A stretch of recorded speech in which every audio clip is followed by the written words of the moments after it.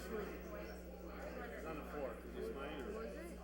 No, I haven't opened the drawer. I think it's the best.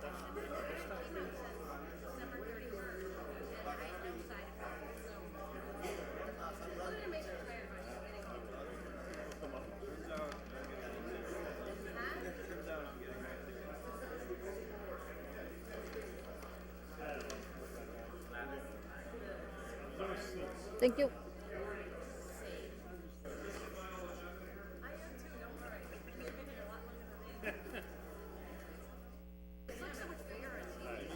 you saying it's not longevity? It's what's happening? Daphne's in there. I think Daphne might. Yes, I do. I'm gonna speak. I'll let him in.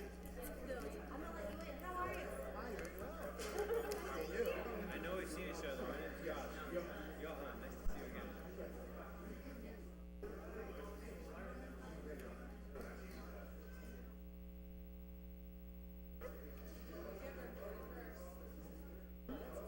Not for the ballot.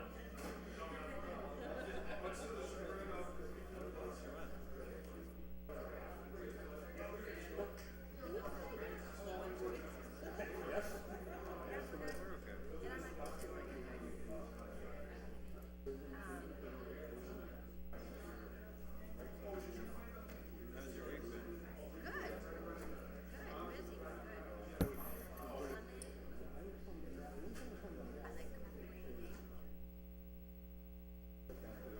Oh my God, this is the best.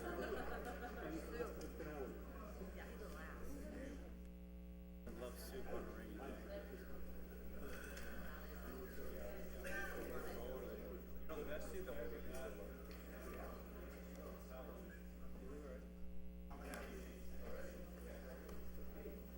Tyler gave me a rooster. Oh, a rooster.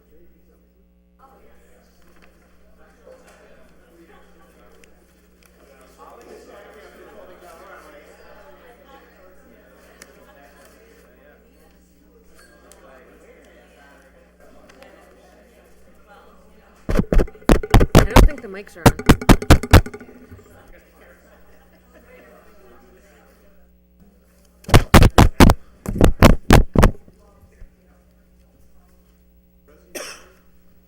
It usually runs a little bit late.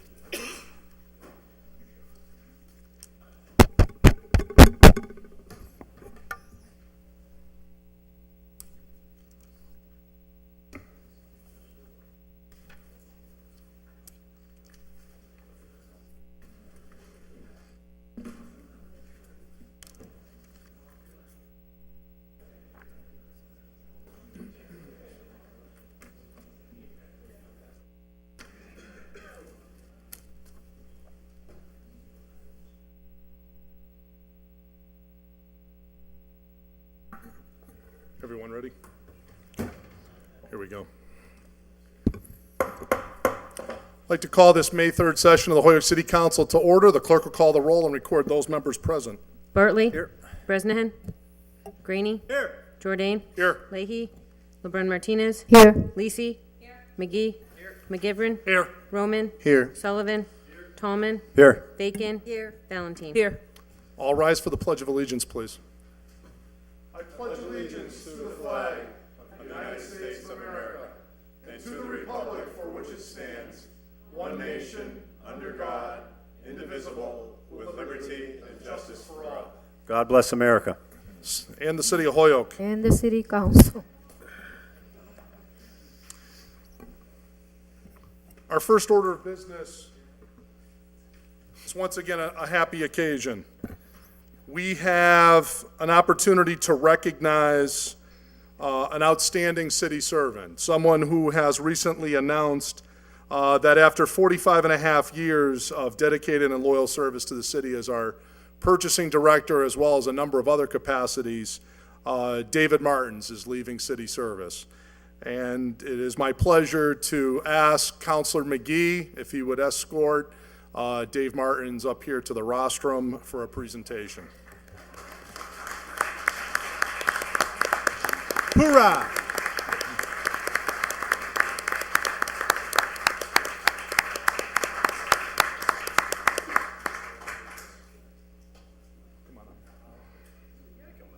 gotta come up. You're gonna have to speak too. Huh? Oh, wonderful. All right, great. They're all welcome to come up if they would like to come.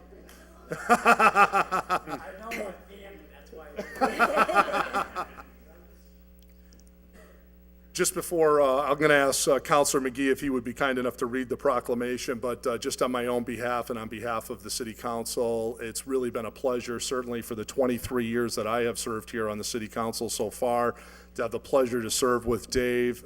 He's really extremely knowledgeable, extremely dedicated, a real class act, and a real tribute to city government here. And I know Dave is going to be sorely missed.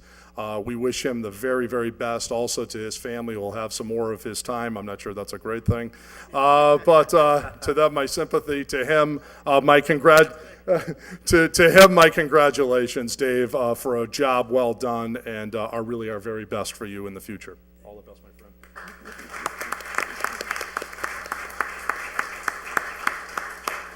Well, thank you to all the members who voted for this. It was unanimous, and it's very nice to see that 45 and a half years. As you know, we went to the retirement party for Dave, and we got something by you. We were able to get a surprise into you and have a surprise for your party. But what's shocking here is not all these people are here for you, but when we filed this, everyone said, "Oh, he's not going to show up." I said, "What's the over-under?" So, Kevin, I lost. There you go. But no, in all seriousness, whenever you had an issue or wanted some information, people say, "Oh, you're going down to Dave," and you hear, "Ah, what?" And you just walk in the office and say, "Oh, come on, sit down."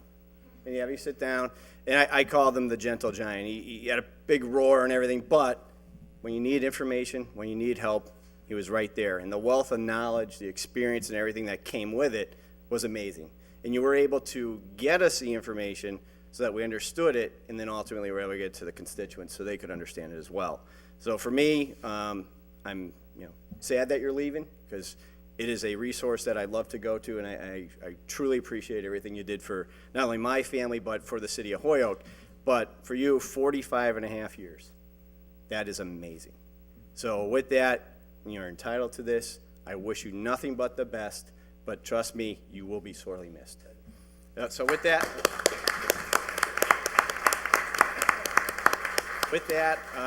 here's the city's official resolution. Be hereby that the Holyoke City Council extend its congratulations to Dave Martins for 45 and 1/2 years for dedicated service and loyal service to the city of Holyoke. Signed by President Kevin Jordan, attested to by Brennan Murphy McGee, the clerk. Congratulations.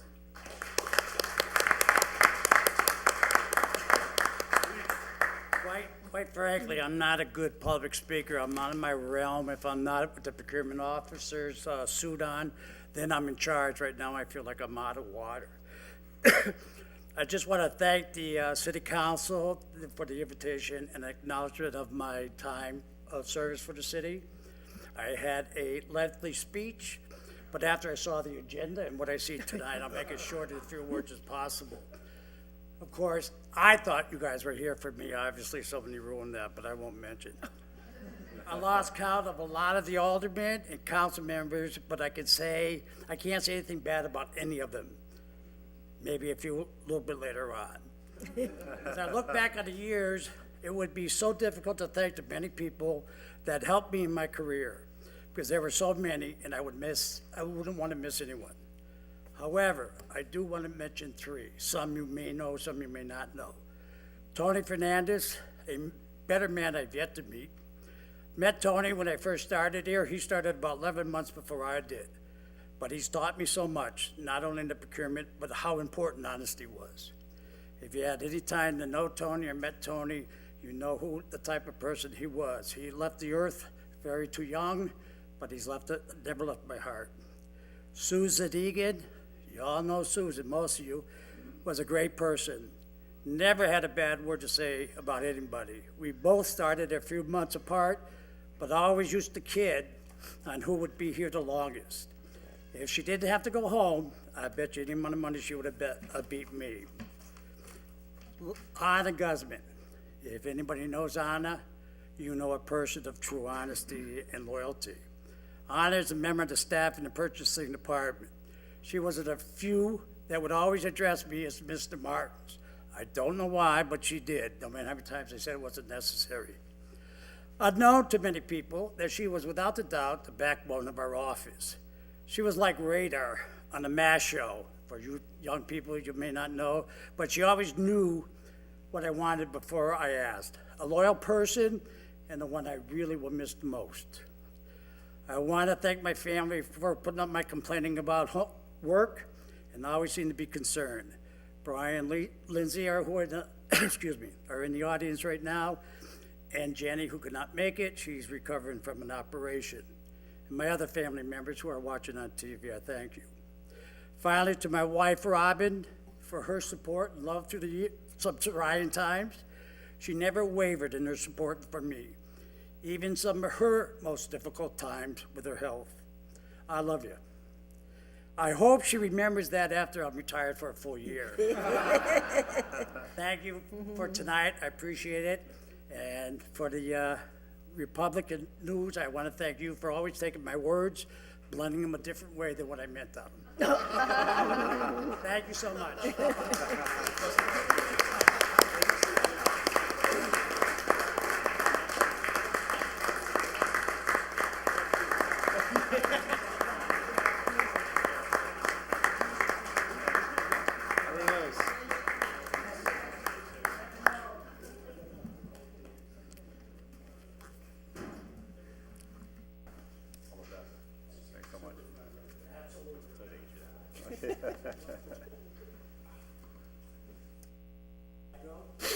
Yes.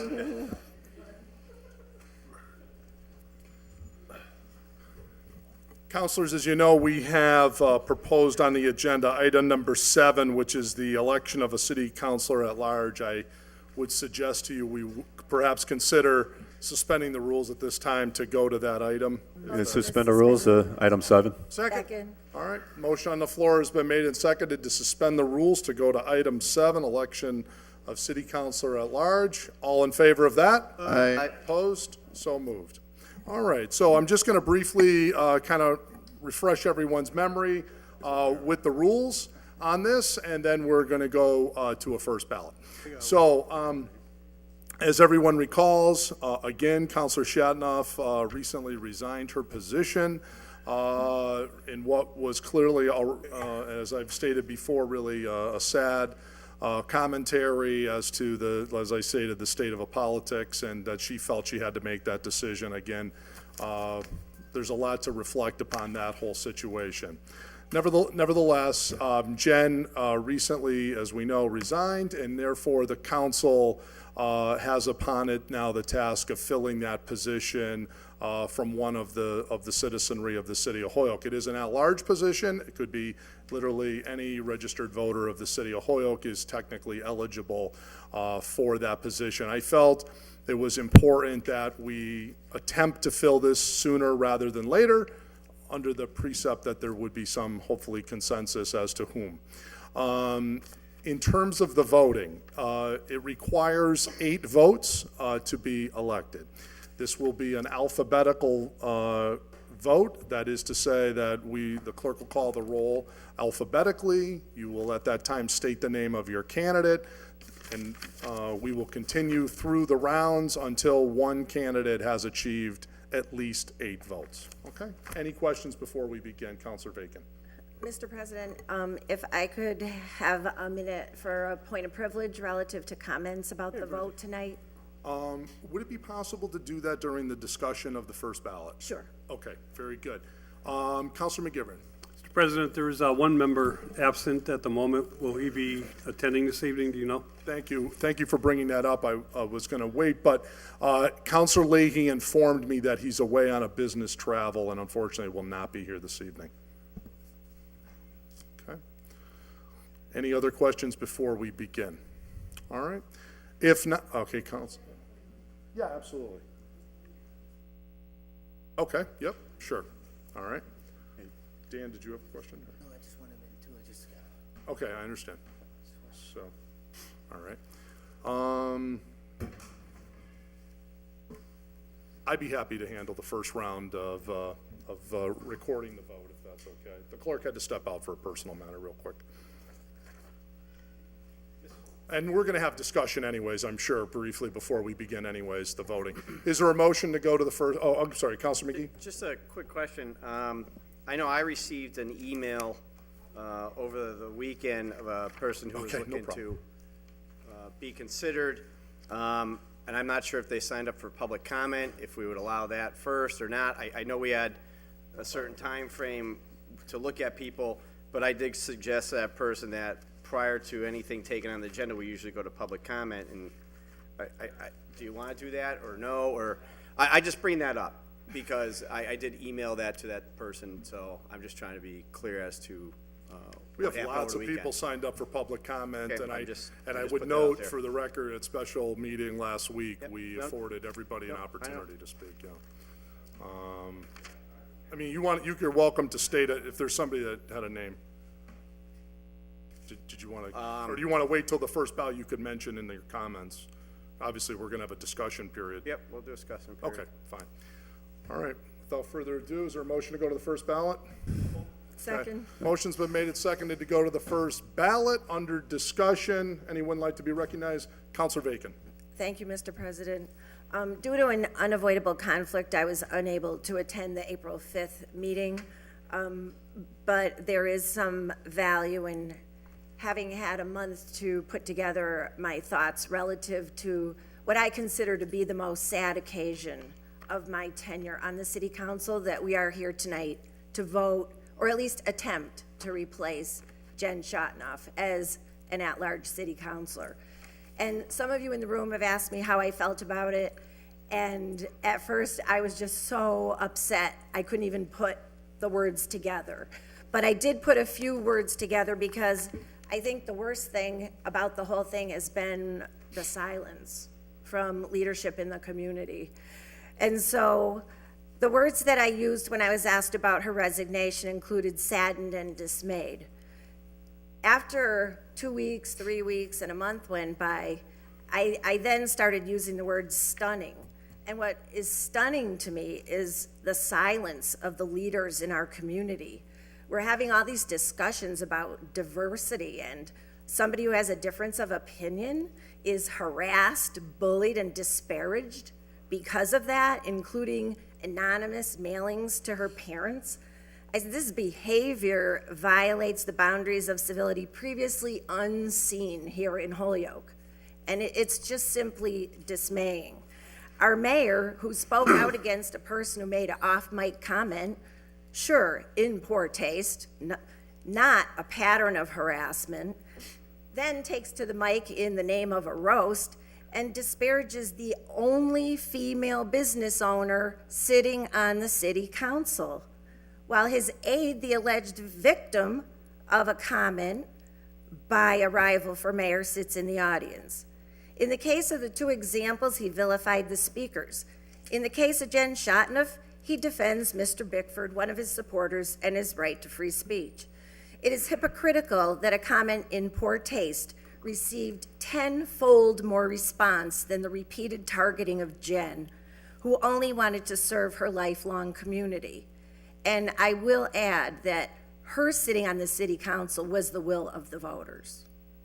No one who is before us tonight will be sitting on the council at the will of the voters. They will be now sitting on the council at the will of the council. So if you substitute any of the names of the other women I serve on the council with, known supporters of the mayor, just imagine the outcry that would have taken place if any of those people had been treated in the same way that Jen Schottenhoff was.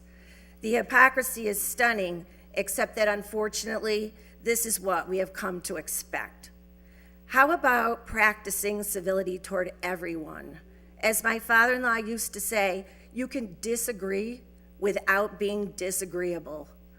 There should be no place for the harassment and bullying tone that has recently been the nature of our political speech. So let us raise the bar on our political discourse. We can do better. Thank you.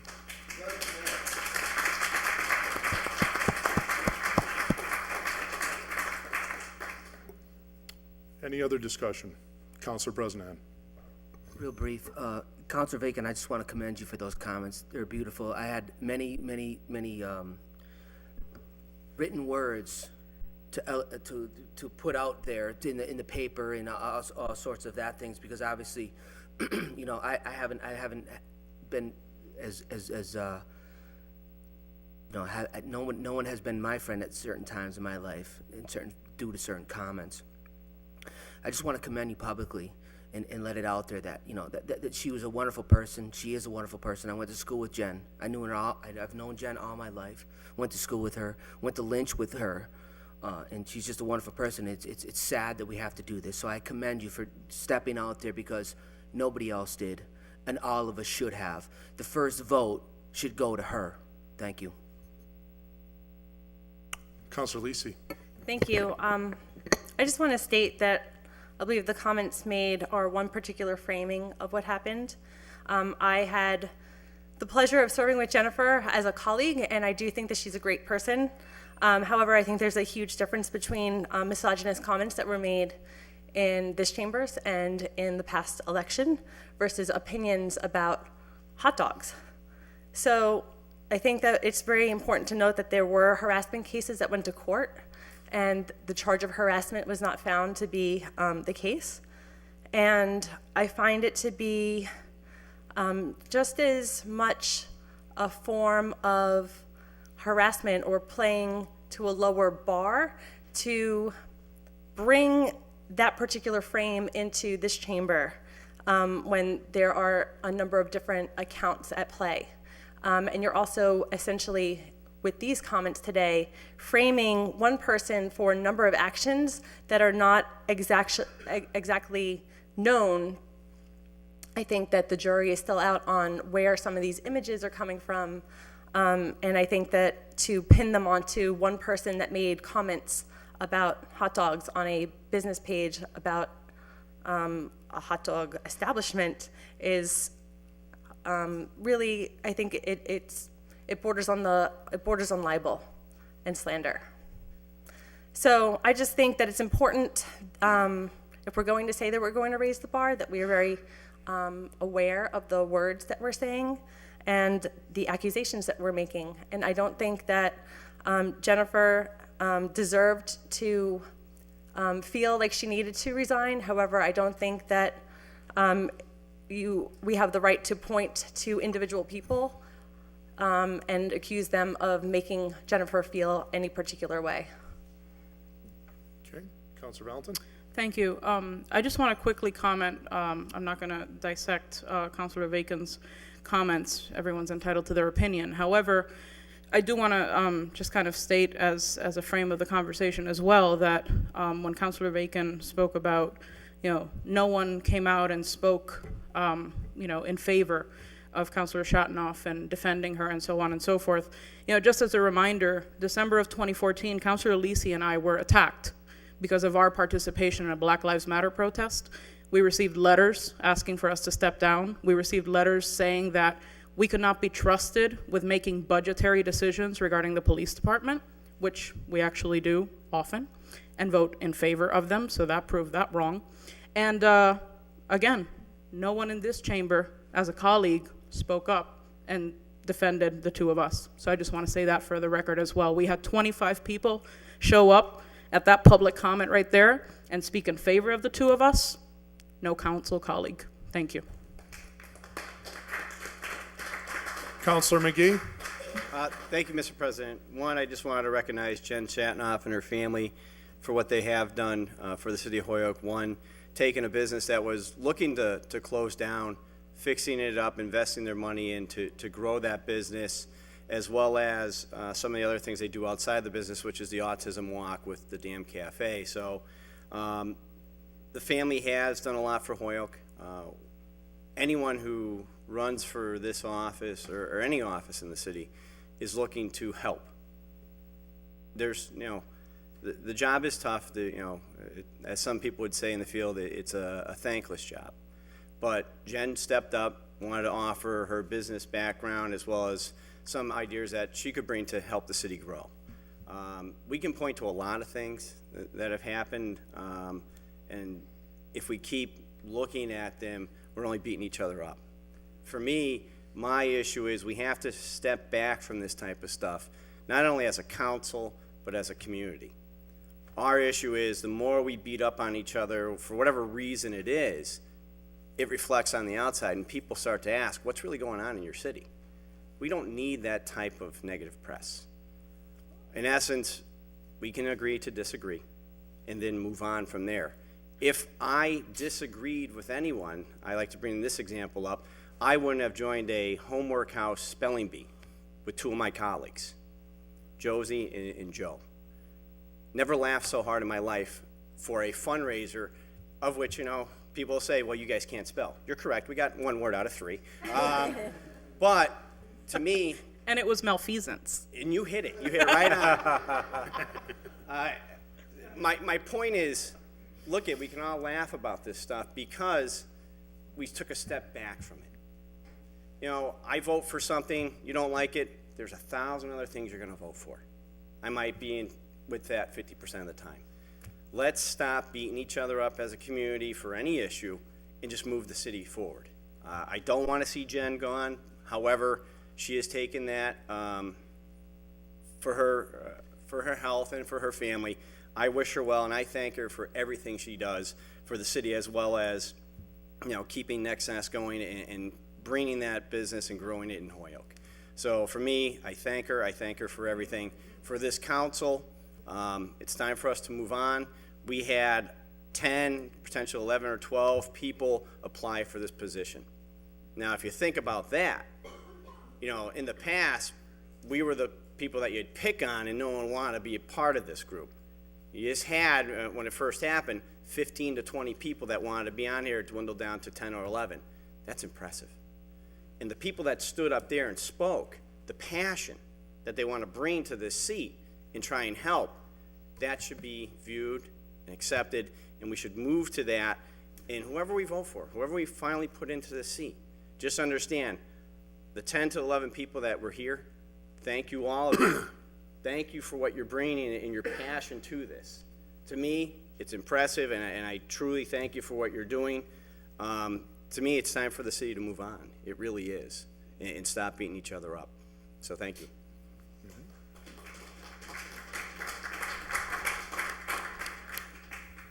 Any other thoughts, discussion? Okay. Clerk will call the roll. When your name is called, please record your vote. Bartley? Jay Wellin. Bresnahan? Jordan Lemieux. Greenie? John Wellahan. Jordan? Diosdado Lopez. LeBron Martinez? Mimi Panich. Lisi? Mimi Panich. McGee? Tony Kane. McGivern? Diosdado Lopez. Roman? Darlene Elias. Sullivan? Mimi Panich. Tallman? Mimi Panich. Bacon? Jim Bruno. Valentine? Mimi Panich.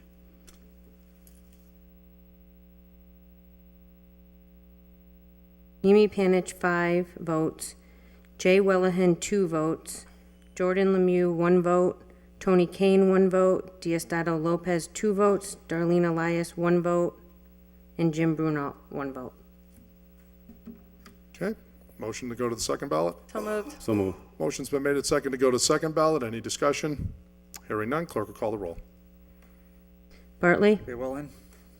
Bresnahan? Jordan Lemieux. Greenie? Jay Wellahan. Jordan? Jim Bruno.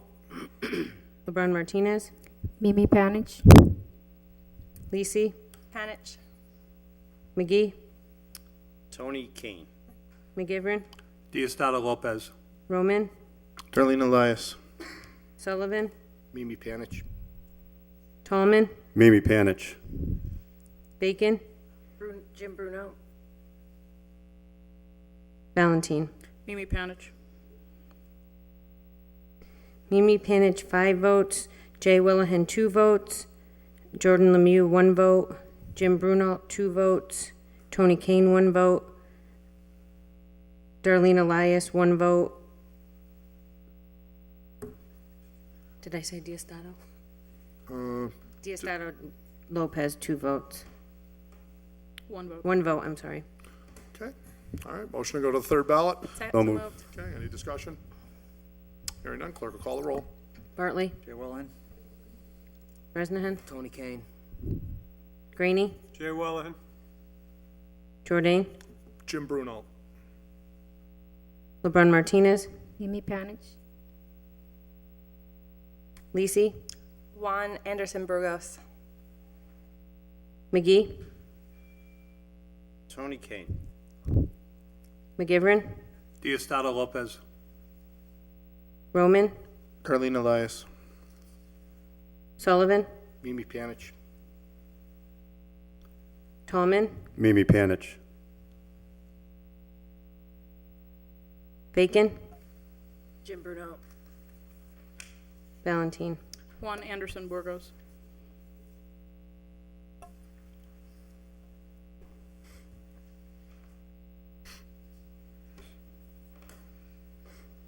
Jay Willahen, 2 votes. Tony Kane, 2 votes.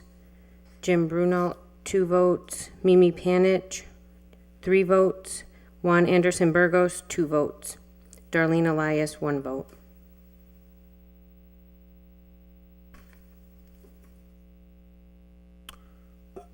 Motion to go to the fourth ballot? Fourth ballot. So moved. Second. Okay, motion's been made, second to go to the fourth ballot. Any discussion? Hearing none, clerk will call the roll. Bartley, Jay Wellen. Bresnahan, Tony Kane. Graney, Jay Wellen. Jordan, Jim Bruno. LeBron Martinez, Mimi Panich, Lisi, Darlene Elias. McGee, Tony Kane. McGivern, Diosdado Lopez. Roman, Darlene Elias. Sullivan, Mimi Panich. Tallman, Mimi Panich. Bacon, Jim Bruno. Valentine. Adrian Dolan. Jay Willahen, 2 votes. Tony Kane, 2 votes. Jim Bruno, 2 votes. Mimi Panich, 3 votes. Darlene Elias, 2 votes. And Adrian Dolan, 1 vote. Okay, Motion to go to the fourth ballot. fifth ballot. Fifth ballot. Thank you. Let's not lose count. Yeah. Motion has been approved to go to the fifth ballot. Is there any discussion? Hearing none, clerk will call the roll. Bartley, Jay Wellen. Bresnahan, Tony Kane. Graney, Jay Wellahan. Jordan, Juan Anderson Burgos. LeBron Martinez, Darlene Elias, Lisi, Diosdado Lopez. McGee, Tony Kane. McGivern, Diosdado Lopez. Roman, Diosdado Lopez. Sullivan, Mimi Panich. Tallman, Mimi Panich. Bacon, Jim Bruno. Valentine. Juan Anderson Burgos. Jay Willahen, 2 votes. Tony Kane, 2 votes. Juan Anderson Burgos, 2 votes. Darlene Elias, 1 vote. Diosdado Lopez, 3 votes. And Jim Bruno, 1 vote. Very good. Motion to go to the sixth ballot. So moved. Motion's been made, second to go to the sixth ballot. Any discussion? Hearing none, clerk will call the roll. Bartley, Jay Wellen. Bresnahan, Tony Kane. Graney, Jay Wellahan. Jordan, Adrian Dolan. LeBron Martinez, Juan Burgos, Lisi, Mimi Panich. McGee, Diosdado Lopez. McGivern, Diosdado Lopez. Roman, Diosdado Lopez. Sullivan, Mimi Panich. Tallman, Mimi Panich. Bacon, Jim Bruno. Valentine. Wong Anderson Burgos. Jay Wellahan, 2 votes. Tony Kane, 1 vote. Adrian Dolan, 1 vote. Juan Anderson Burgos, 2 votes. Mimi Panich, 3 votes. Diosdado Lopez, 3 votes. Jim Brunel, 1 vote. Motion to go to 7th ballot. Okay, motion's been made and get second to go to the 7th ballot. Any discussion? Clerk, call the roll. Bartley, Jay Wellin. Bresnahan, Tony Kane. Graney, Jay Wellahan. Jordan, Jim Bruno. LeBron Martinez, Diosdado Lopez, Lisi, Diosdado Lopez. McGee, Lopez. McGivern, Diosdado Lopez. Roman, Diosdado Lopez. Sullivan, Mimi Panich. Tallman, Mimi Panich. Bacon, Bruno, Jim. Valentine. Diosdado Lopez. Jay Wellahan, 2 votes. Anthony Kane, 1 vote. Jim Brunel, 2 votes. Diosdado Lopez, 6 votes. Mimi Panich, 2 votes. Motion to go to the next ballot. So moved. Motions go to the 8th ballot. Any discussion? Hearing none, clerk will call the roll. Bartley, Jay Wellin. Bresnahan, Tony Kane. Graney, Jay Wellahan. Jordan, Bruno. LeBron Martinez, Mimi Panich, Lisi, Mimi Panich. McGee, Tony Kane. McGivern, Diosdado Lopez. Roman, Diosdado Lopez. Sullivan, Mimi Panich. Tallman, Mimi Panich. Bacon, Jim Bruno. Valentine. Mimi Panich. Jay Wellahan, 2 votes. Anthony Kane, 2 votes. Jim Brunel, 2 votes. Mimi Panich, 4 votes. Diosdado Lopez, 2 votes. May I suggest, counselors, we're 8 ballots in. I know we do have 1 member missing. Do we want to consider laying this on the table or go a few more rounds? Go a few more rounds. Yeah. Is that the will of Motion the to go to body? the ninth. Counselor Bartley. How about we consider flipping the order? Why can't we consider that? Why can't we go? We do that. Alpha from Z to A? Make a motion to suspend the rules. So moved. Suspend the rules, okay. That sounds good. All right. Okay. All in favor of suspending the rules for the purpose of going from Valentin to Bartley as opposed to Bartley to Valentin? Under discussion on the rule change, Counselor McGivern. Mr. President, I believe it's the charter, not the rules, that tell us to do alphabetical. Yep. I don't know that to be certain. Shall I consult my charter? I know that section. Or to say solicitor. Second. Terry, you don't have that memorized?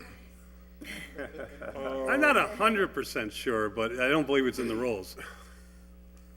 Let's see here. Does anybody have a copy of the Filling rules? vacancies.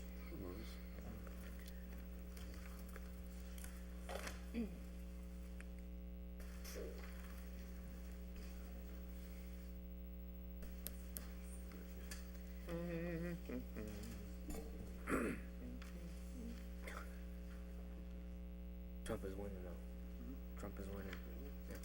Yeah. This gives us a moment to take a little break.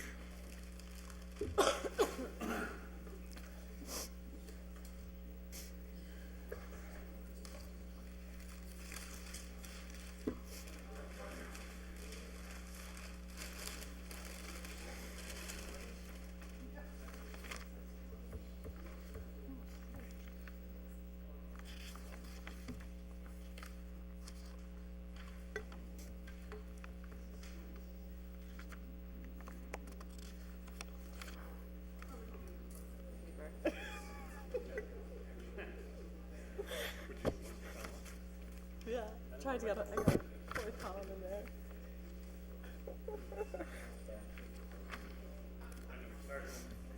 What?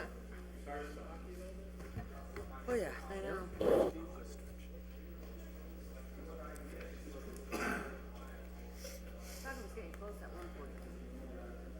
I couldn't find anything, Kara, one way or the other. So, in the absence of a rule to the contrary, I'm going to say that the motion to suspend the rules is in order. Someone's welcome to challenge the chair, but I would submit to you, you better have something to support your position. So, under discussion of the rule change. Okay, everybody ready to vote on the rule change, which is this time for the purposes of the 9th vote? Is this just for the 9th or hereafter? Hereafter. You're up. Okay, so just so I'm clear. So, for the remainder of this evening, at least, for 9th and subsequent votes, unless we change the rules back, the motion on the floor to suspend the rules is to change it to go in reverse order. That is, Counselor Valentin voting first, Counselor Bartley last. All in favor of that rule change? Aye. Aye. Does the city Opposed? clerk have a vote on that? No, I think she wants one. yeah. Raise your hand if you're in support of the rule change. We got, everybody keep your hands up, we're gonna count here. 1, 2, 3, 9? Yep. Motion fails. What do you mean? I think There's it's nobody 10 for the else? suspension. Correct, 2/3 of the body. Okay, so, continuing alphabetically, Bartley to Valentin, at least for the moment. Is there a motion to go to the 9th ballot? Motion to go to the 9th ballot. Okay. Any discussion? Hearing none, clerk will call the roll. Bartley, Very well, then. Bresnan, Tony Kane. Graney, Jay Wellahan. Jordan, Jay Willahan. LeBron Martinez, Darlene Elias. Lisi, Mimi Panich. McGee, McGivern, Diosdado Lopez. Roman, Darlene Elias. Sullivan, Mimi Panic. Tallman, Mimi Panich. Bruno, Bacon. Okay, well, just to shake you up. That's good, that's good. Cast one after all, Bruno? No, she voted Willahan. Welly. Oh, Wilhelm. Valentine, Brenna McGee, no, Mimi Panich. Jay Willahan, 4 votes. Tony Kane, 2 votes. Darlene Elias, 2 votes. Mimi Panich, 3 votes. Diosdado Lopez, 1 vote. Okay, that was vote number 9, folks. We're now to 10, if that is the, Motion to go to the 10th ballot. Second. Second. okay, motion's been made second to go to the 10th ballot. Let me just get my call sheet here. Just excuse me one moment.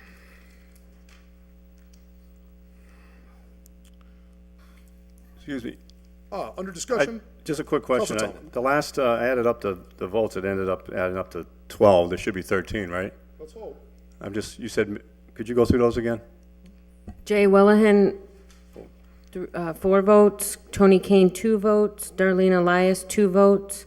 Mimi Panich, 3 votes. And Diosdado Lopez, 1 vote. Panich at 4. I think Panich Panich was had 4. 4, yeah. Oh, yeah, Panich. Wellahan had 3. We'll have No, 4. Willahan No, had he had 4. 4. Yeah, Panich was Lisi, myself, Tallman, and Sullivan, I Sullivan, think. yeah. Yep. The 4th on the Okay. Bartley, Rainey, Jordan, and Bacon voted Willahan. Bacon. So it's 4, 4, then 2, 2, and 1, okay. Yep. And we, ladies and gentlemen, are at 10th ballot, if that is the will of the body. So a motion to go to the 10th ballot? So moved. So moved. Okay. Any discussion? Hearing none, clerk will call a roll. Bartley, Jay Wellahan. Bresnan, Jerry Hobart. Graney, Jay Wellahan. Jordan, Willahan. LeBron Martinez, Mimi Panic. Lisi, Panich. McGee, Join Lemieux. McGivern, Who'd he say? Diosdado Lopez. Lemire. Jordan Lemire. Roman, Darlene Elias. Sullivan, Mimi Panic. Tallman, Mimi Panich. Bacon, Jim Bruno. Valentine. Mimi Panich. Jay Wellahan, 3 votes. Jerry Hobart, 1 vote. Mimi Panich, 5 votes. Jordan Lemieux, 1 vote. Diosdado Lopez, 1 vote. Darlene Elias, 1 vote. Jim Brunel, 1 vote. Motion to lay it on the table. Is there a second? Motion to suspend the necessary rules to proceed out of order in the roll call. Second. We can start with Lisi if you like. I don't want to, in fairness to the clerk, I don't want to make this any more confusing than it has to be. It would still be alphabetical, it's just starting. All right. That's the motion. We'll take a vote. Any other discussion on the rule change? Okay. Show of hands if you're in favor of the rule change, starting with Counselor Lisi. It's fine. Doesn't matter to me. 5, motion fails. We're at, motion has been made and seconded to lay this on the table. Has it been seconded? Wasn't seconded, There's no I don't second. think. There was no Seconded by me. Oh, okay. Is there, okay, that's not debatable, so all in favor? Aye. Opposed? No. Oh, Motion fails. Okay, is there a motion to go to the 11th ballot? motion to go to the 11th 11th ballot. ballot. Second. Okay, motion's been made and seconded to go to the 11th ballot. Any discussion? Hearing none, clerk will call the roll. Bartley, Oh, I'm sorry, yeah, that's right, under the rule, still staying with Yes, David. Okay, I'm You're sorry. right, yep. Jay Wellen. Bresnahan, Diosdado Lopez. Graney, Jay Wellahan. Jordan, Jim Brunel. LeBron Martinez, Mimi Panich. Lisi, Panich. McGee, Lopez. McGivern, Diosdado Lopez. Roman, Diosdado Lopez. Sullivan, Mimi Panich. Tallman, Mimi Panich. Bacon, Jim Bruno. Valentine. Mimi Panich. Jay Wellahan, 2 votes. Diosdado Lopez, 4 votes. Jim Brunel, 2 votes. Mimi Panich, 5 votes.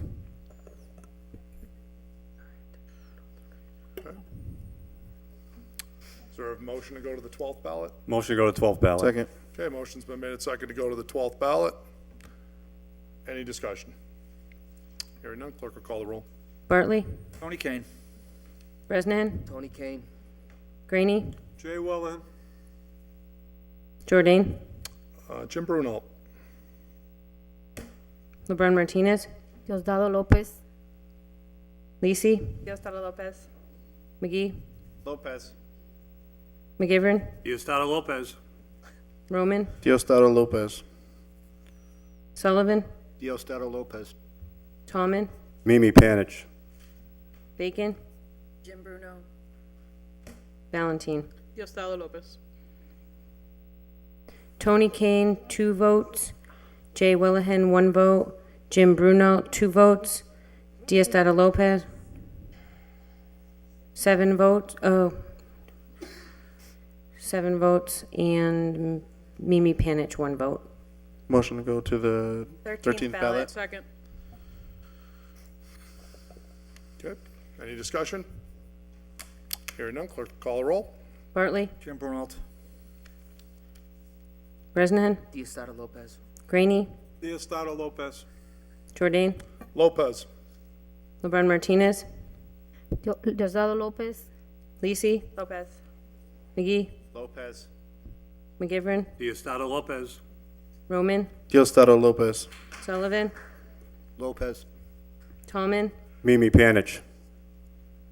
Bacon, Diosdado Lopez. Valentine. Diosdado Lopez.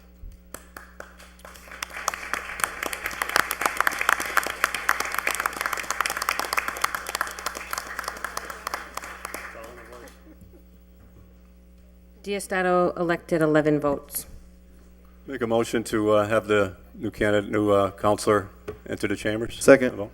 You prepared to swear in? Okay.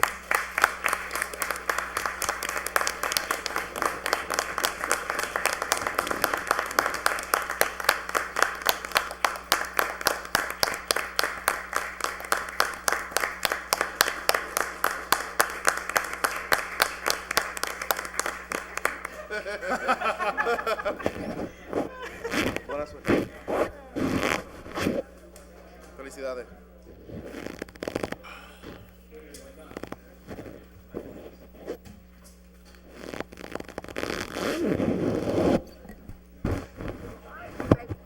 There you go. Start in trouble. Welcome back. Welcome back to the fun.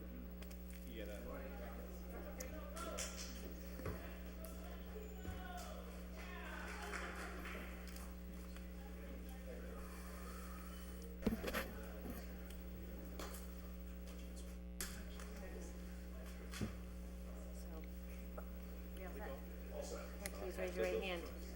I Dado Lopez, do solemnly swear do solemnly swear that I will faithfully that I will faithfully and impartially and impartially discharge the duties incumbent upon me discharge the duties incumbent incumbent upon me as a member of the City Council as a member of the City Council of the City of Holyoke of the City of Holyoke to the best of my ability to the best of my ability and understanding, and understanding, and agreeable to uphold the Constitution and agreeable to uphold the Constitution of the Commonwealth of the Commonwealth and the United States of America and the United States of America and the ordinances of the City of Holyoke. and the ordinance of the City of Holyoke. So help me God. So help me God. Congratulations. Thank you.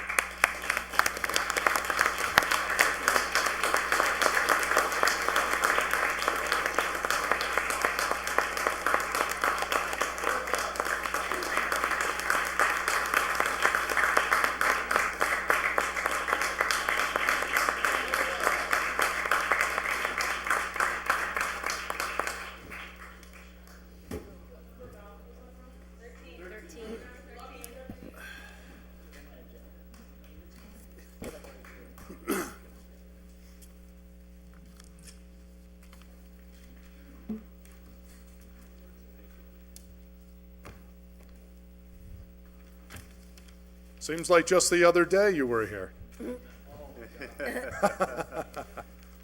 Congratulations again. Thank you. Congratulations. 2011. Yeah, wow. 5 years. All right. So,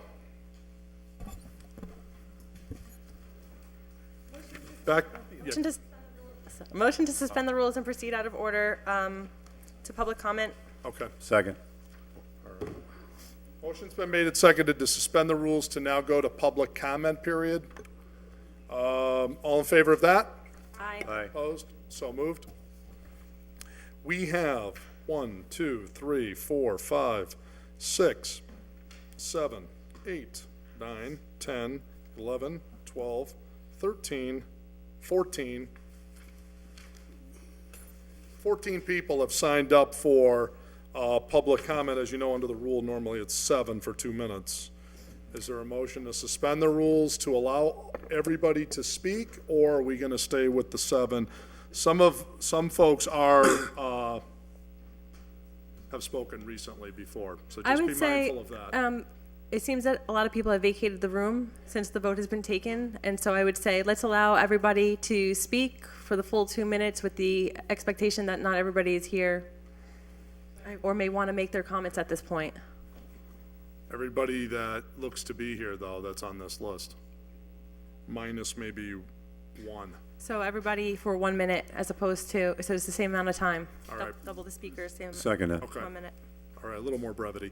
Okay, good. Yeah. So, motion on the floor to suspend the rules to allow everybody to speak. They'll have a period of 1 minute. There's 15, actually. I missed one that had his name up in the side margin. So there's actually 15 people. Everybody's going to be allowed 1 minute, so we can have this in a period of 15 minutes, okay? So that's under the suspension of rules. All in favor? Aye. Opposed? So moved. First up is Deborah Aloisi of 147 Sycamore Street. Deborah?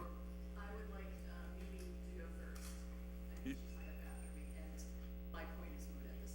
Okay, you're all set then. You actually are first physically on the list, though, just so you know. All right. Okay, so Deborah's all set. Speaker number 2 is Mimi Wilgus of 605 Hamden Street. Mimi has left us. Okay, very good. Next up is Daphne Board of 197 Pine Street. Daphne, welcome. I'll just make sure it's clicking on. There's a button on the The top. button on the top. There it is. Yeah. Okay. Daphne Board, 197 Pine Street. I'll keep my comments brief.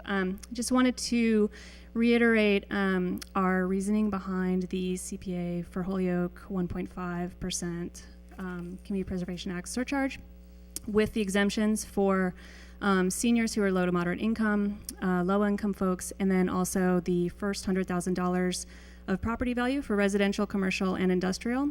Our reasoning behind this was we really weren't looking at percentages per se. We were looking at what the average annual homeowner cost would be for Holyoke.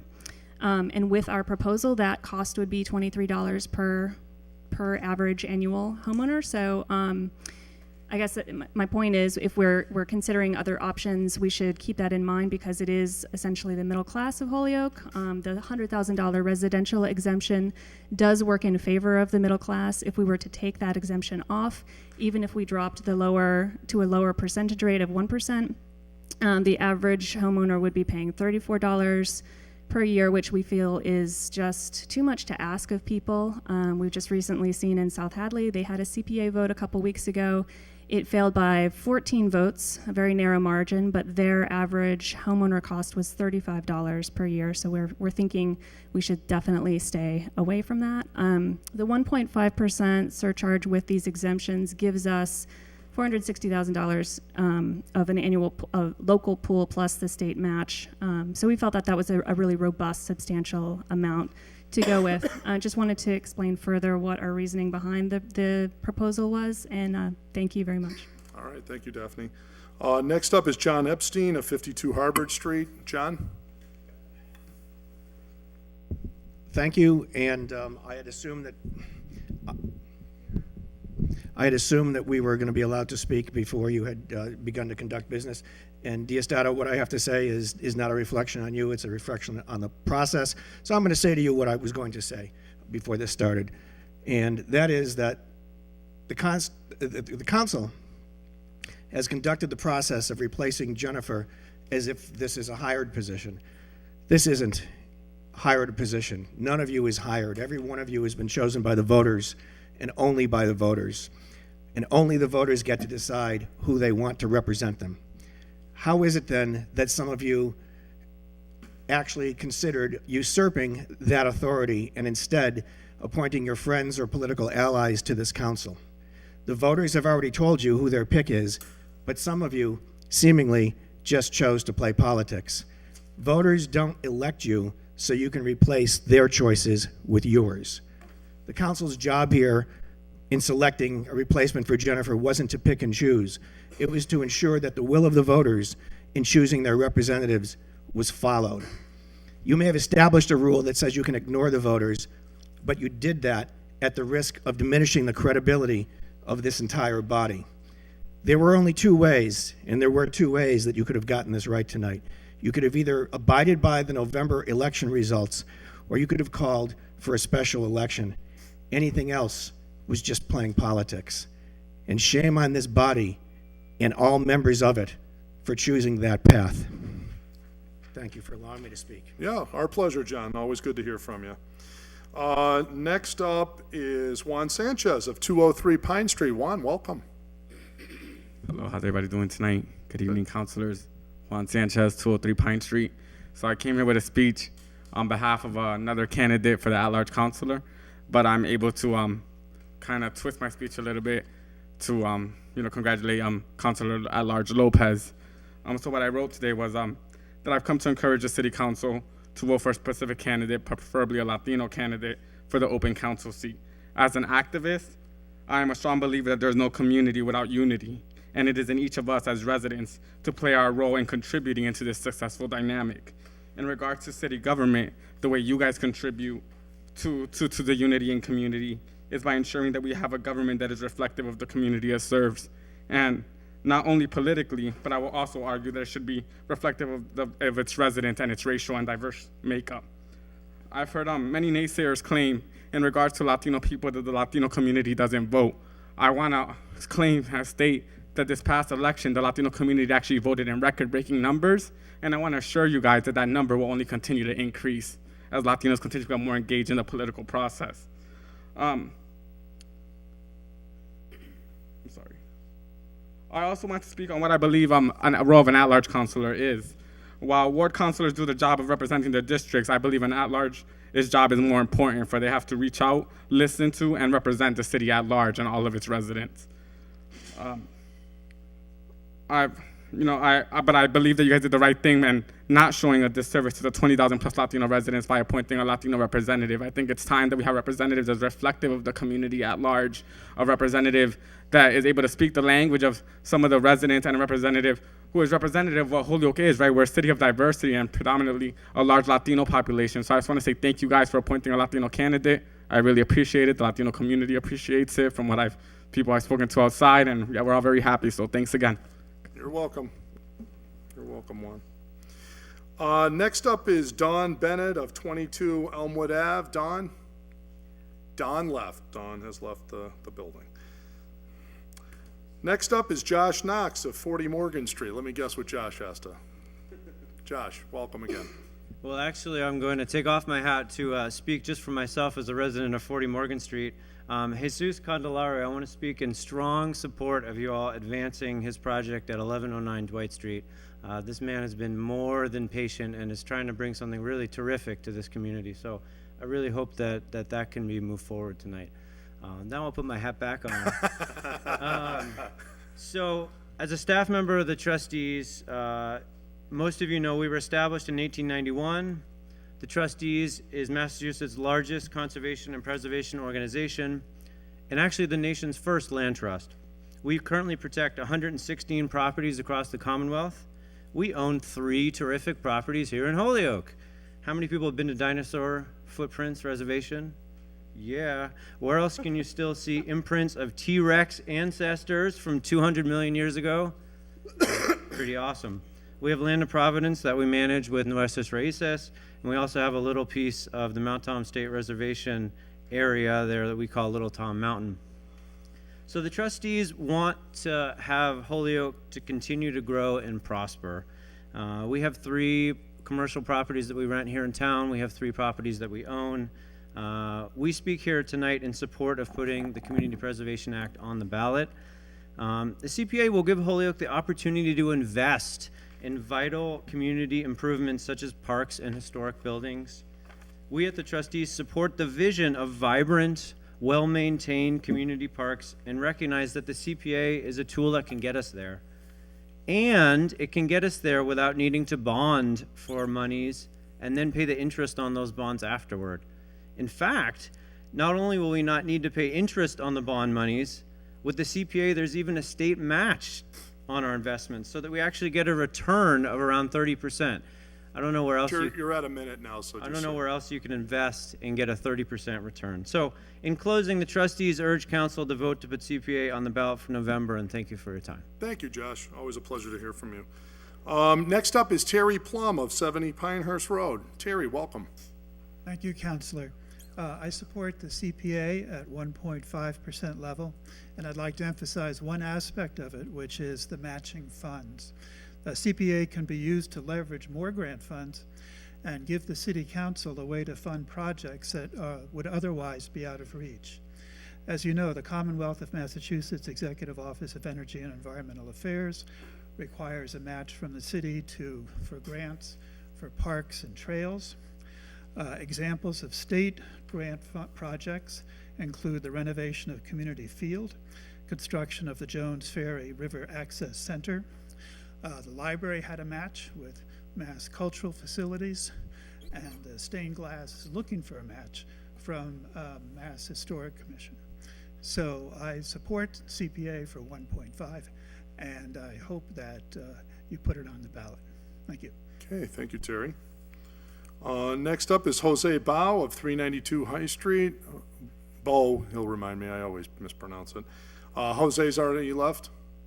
Okay, we wish Jose the best. Moving right along, Millie Lefebvre. Millie's left us. Nope, Millie, there's Millie. Hi, Millie. Good to see you. Millie hails from 118 St. Colby Drive. Welcome, Millie. Thank you. My name's Mildred Lefebvre. I actually walked out of here after the vote and everything, and I ended up making a U-turn back. And why I made it back was to actually come and kind of tell you how disheartened I am. Am I pleased that we have a Latino? Absolutely. Congratulations, Mr. Lopez.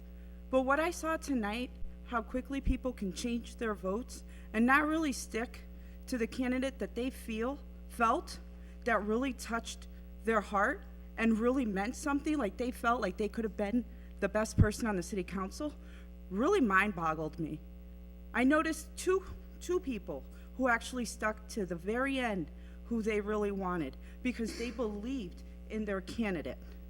And I think that you guys should have taken that opportunity, that if you really felt so greatly about somebody, you should have talked about it and said why you felt so great about it. And maybe you might influence the next person. I don't think you should be keeping tabs on who got the most votes, where I'm at, or whatever. When you believe in someone, you stick with them to the end. That's it. Thank you. All right, thank you. All right, the next person up is Walter Clune of 132 Pearl Street. Is Walter with us? Walter, welcome. Thank you. I wanted to keep this brief because I know you have a large agenda, as well as I hate public speaking. I support the CPA program to be put on the ballot at the 1.5% level. I've been here for about 2 years. I purchased a house in Holyoke, and I feel very invested here. I used to live in East Hampton, work in Northampton, have seen what these funds can do in our surrounding communities. Through this program statewide, we are already contributing to this program, but for those funds to be used in other communities than our own because we're not part of the program. Many people can speak to what can be accomplished in a community with this program, but the reason I want this on the ballot is, as taxpayers, as a property owner, we're already contributing to this existing program, just not for us, not in Holyoke.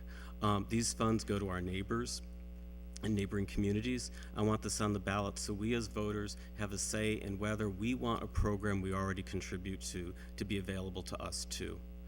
This is simply a question for the ballot, an important one because we already are stakeholders in this through our contributions. So let us decide if we want a piece of the pie to be available in our home city. And thank you for your consideration and time. All right, thank you, Walter. Appreciate your time. Next person that has requested to speak is Eduardo Melendez of 230 Pine Street. Eduardo, are you with us? No. Okay. The next person who is asked to speak is Victor Cueto of 7 Humiston Slope. Victor, are you with us? No. Next person that has asked to speak is Victor Silva of 76 Maple Street. Is Victor Silva in the room? Not with us. Last and certainly not least is Johan Vega of 582 South Summer Street. Mr. Vega, welcome. Hi, good evening. Thank you for offering me the opportunity to speak. Well, Mr. Lopez, congratulations on your appointment, and I believe this is a perfect time for giving more voices and more opportunities for the Hispanic and Latino community in Holyoke to get more involvement and more issues being covered. So this is an interesting time. Just a month ago, we experienced a very nice and stimulating session where everyone agreed on sharing the importance of supporting the proposal for Oscar Lopez.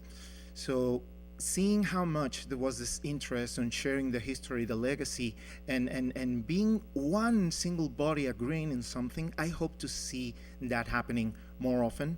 And with that being said, I also respectfully encourage you to support the CPA, as I believe it is another way to get all the community, all parts of the community in Holyoke involved into the improvement of the city. Thank you. Okay, thank you. All right. That exhausts our public commentary period. Motion to suspend the rules and proceed out of order to 35A. Second. What item might that be? The special permit for 1109 Dwight Street. Okay. Second. All right. Motion's been made and seconded to suspend the rules for the purposes of going to the DGNR committee report regarding 1109 Dwight Street. That was seconded. All in favor? Aye. Opposed? So moved. Thank you, sir. Item number 35A, the Committee on Development and Government Relations, to whom was referred a special permit application for Mr. Jesus Candelario to operate a bed and breakfast at 1109 Dwight Street, have considered the same. Recommend the application be approved with the following conditions. 1, 7 parking spaces shall be provided, 2 spaces for the residents, 5 for visitors. 2, maximum stay at the bed and breakfast is 14 days. 3, only breakfast can be served. 4, a sign must be 6 square feet. Sign may not be used for marketing. Sign cannot be illuminated. This is signed off for approval by Councilors Bartley, McGivern, Tallman, Sullivan, and Roman. Motion to receive the committee report, adopt the committee report, and grant a special permit. Okay. Second. Motion's been made and seconded to receive and adopt the committee report and to grant the special permit. Under discussion, Councilor Bartley. Yeah, pretty straightforward. This was a really good discussion in committee. Then we had another couple of questions afterwards. The applicant was very cooperative. We had some good help from the building department, and I think now we're ready to move on. All the questions have been answered. The building department inspected the property, signed off on it, so I think we're ready to grant a special permit. Okay, very good. Any other discussion? Just a quick- Councilor Lopez? Mr. President, I would like to speak in favor of this. The Candelario family have been here for years. I know his mother. I don't know Jose that well, but I know his mother, and I'm pretty sure that he's a top guy, and so I would like to support this project. Okay, Thank you. very good. Councilor Valentin? Thank you. Just to speak in favor of this, this property is in Ward 4. I've been in contact with Jesus Candelario since the beginning about this, and I think any opportunity that we have to also bring additional business into the city, especially something like this, would be welcome. So I'm in full support of it. Thank you. Okay, very good. Councilor Tallman? Yeah, I just want to state that I was a member of this committee, and it was really something new for us to take this on, and I hope that Mr. Candelario bore with us with all the issues that we brought up, because it's important for something like this that is very new to the city to make sure everything is right. And I wish him all the best with this new venture. He took a building and really renovated it, and it's something that's going to be positive for the city of Holyoke. And I wish him all the best. And all questions were answered, as Mr. Bartley, and thanks to Councilor Valentin for updating us on the building and the building permit and all the inspections that were taking place. Councilor Graney? Yes, I'm in full support. I'd like to move the question. We have a very long agenda. Okay. Councilor McGivern? Thank you, Mr. President. I too support the bed and breakfast. I congratulate Mr. Candelario for being the first person to petition for a bed and breakfast, but more so for being a wonderful entrepreneur, a great gentleman in the process, and a fantastic job he's done with one of our historical homes. I can't think of nothing better than seeing the neighborhood brightened up with a bed and breakfast and bringing people into this great city to reap all the entertainment values and all the wonderful things that we offer in the city of Holyoke. The ordinance is very specific. The committee did its due diligence with both the neighborhood, that it is not adversarial to the neighborhood. The special conditions are actually part of the ordinance. With the petition being for 5 bedrooms, we had to get 5 parking places for the bedrooms. With the sign, if the sign goes up, it had to be exactly the way the ordinance said. And the only final part was we needed the inspector to say everything was in good order, now that Damien has. Nothing but congratulations to our newest bed and breakfast. Okay. Councilor LeBron Martinez? I'm also in support, and I want to thank him for his patience and allowing the process to take place, which was too cumbersome for him. And I'm glad that he waited and didn't give up. Thank you. Anybody else? All right.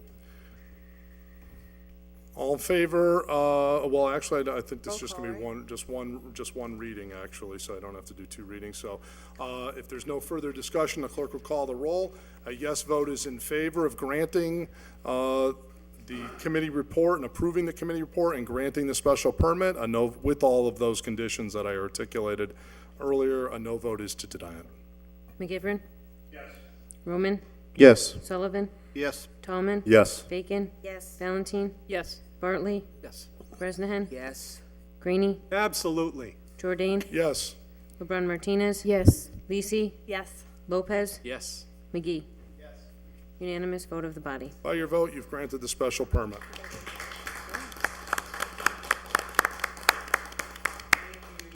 You're welcome.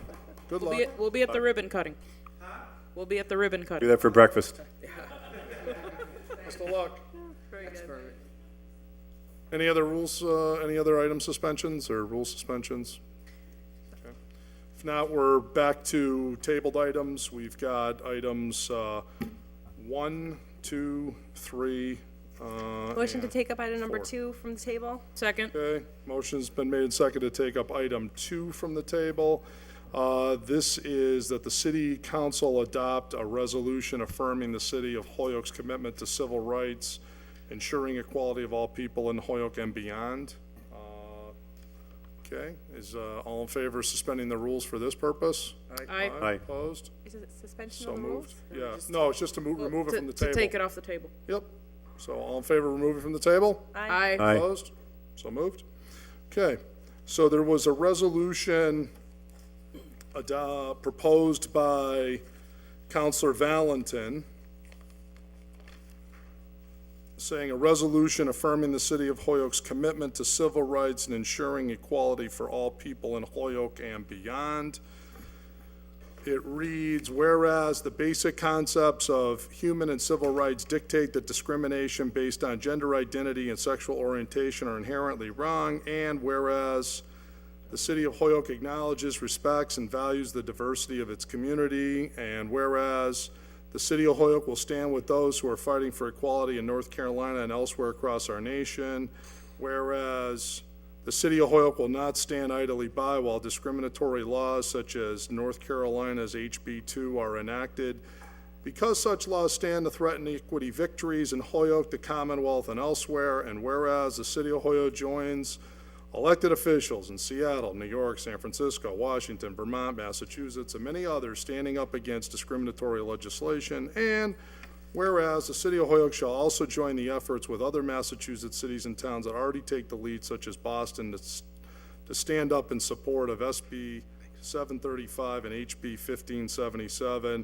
to clearly state that discrimination has no place in our Commonwealth. Now here it be resolved, the City Council hereby affirms the City of Holyoke's commitment to civil rights and ensuring the equality of all people in Holyoke and beyond. Motion to receive and adopt. Okay. Second. Any proposed amendments? Okay. I would like to consider one, which is the last paragraph on Senate Bill 735 and HB 1577. Those were kind of expansive, and I didn't have an opportunity to really get into all the minutia on those. Would you, I mean, I really basically support the gist of everything else that's in here, but I don't really fully understand those pieces of legislation, all the components. Would you be, Counselor, open to us not doing the last whereas section?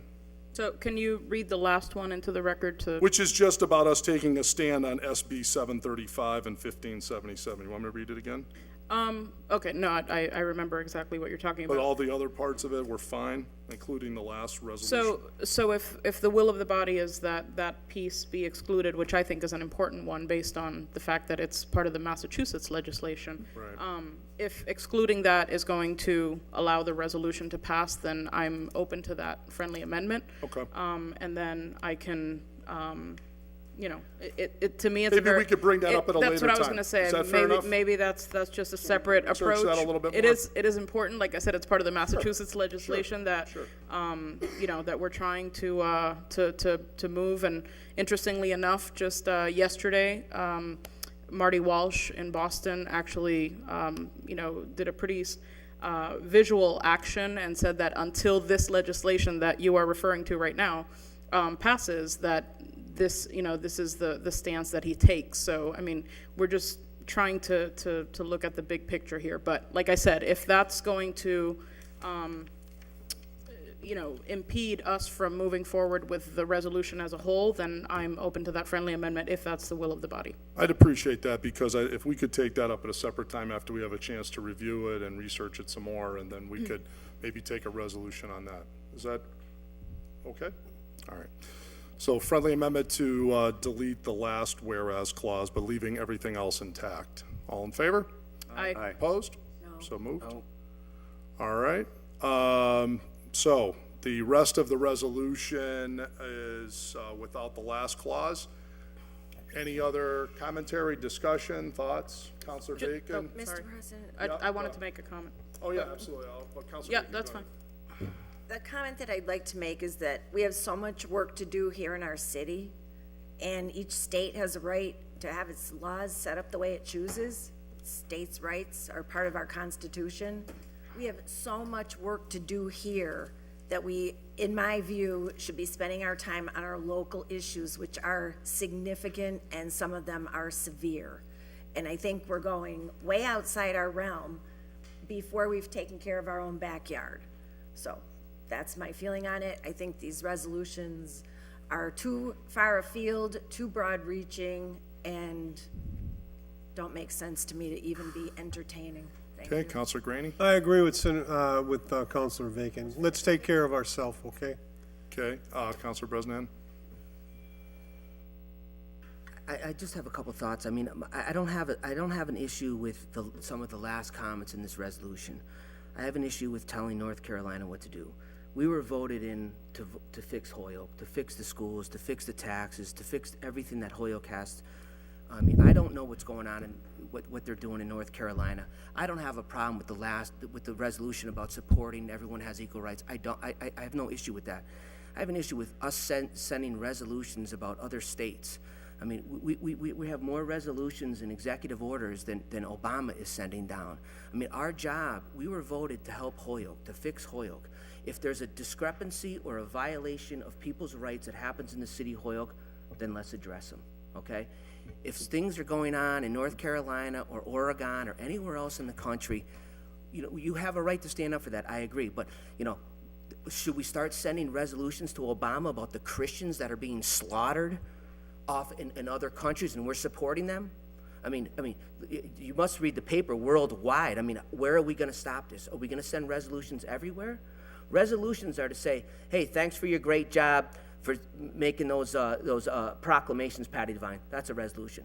Sending resolutions about this matter, and I respect it. I don't have an issue with the concept of it.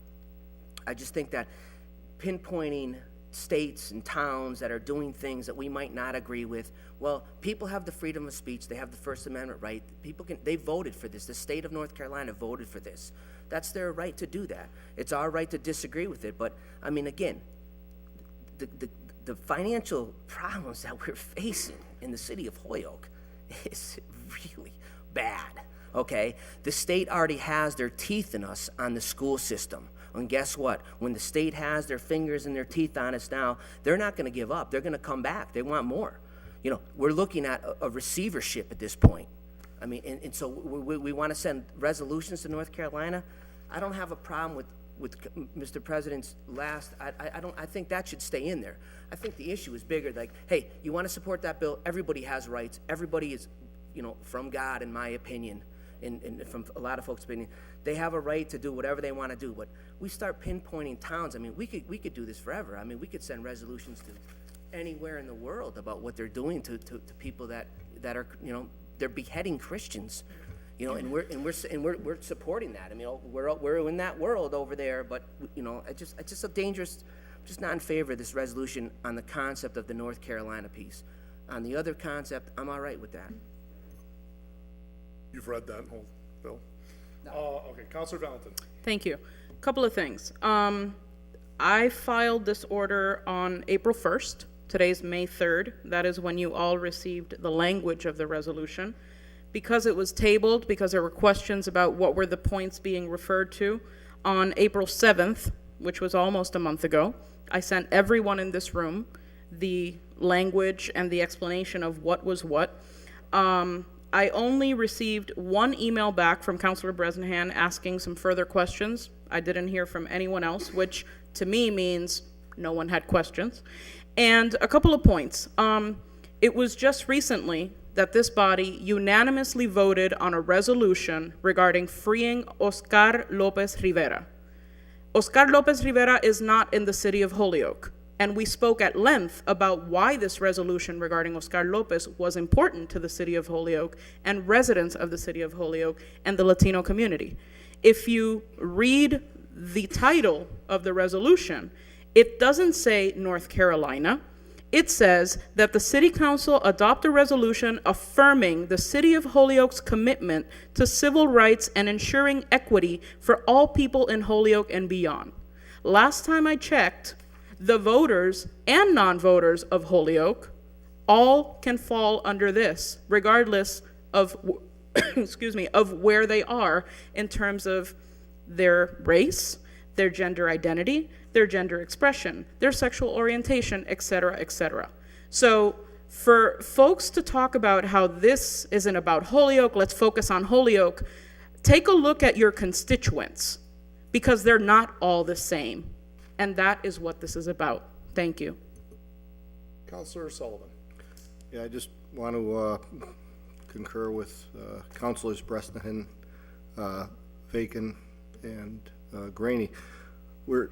I just feel we're spending too much time on resolutions that are way out of our bounds. Oscar Lopez, it's a good cause.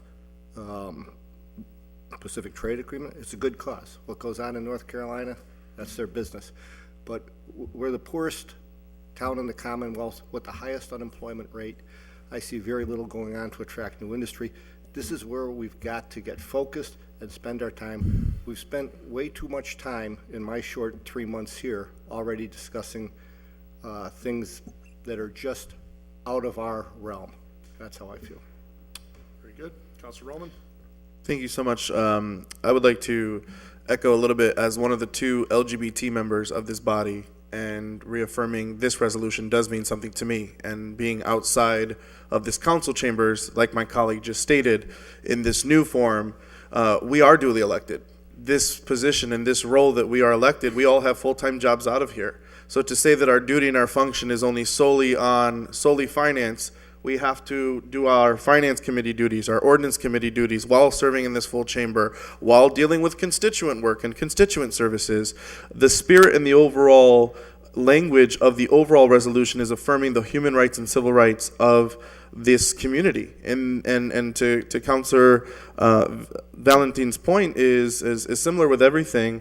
We've taken stances, you're absolutely right, including charter schools. We can have and take up these motions and these resolutions while still performing our elected duties of our financial commitments, of our ordinance commitments, of our constituent commitments, while still sending a message, especially as an LGBT individual working within this community and seeing the high rates of young LGBT individuals, including trans folks in this city, in the high schools, in the schools, trans young men and women coming out and committing suicide and being bullied. This does send the right message to those trans kids who are in our school systems, who are experiencing these kinds of trauma and bullying. This does send that message to our constituents. So I think we have to tread on caution when we try to diminutize these resolutions and their importance, while saying that we must focus on one or another, because we either have to walk in whole and say that all resolutions go away, including birthdays or special events for businesses, because it's either one or all, but we do that while still performing our duties and functions.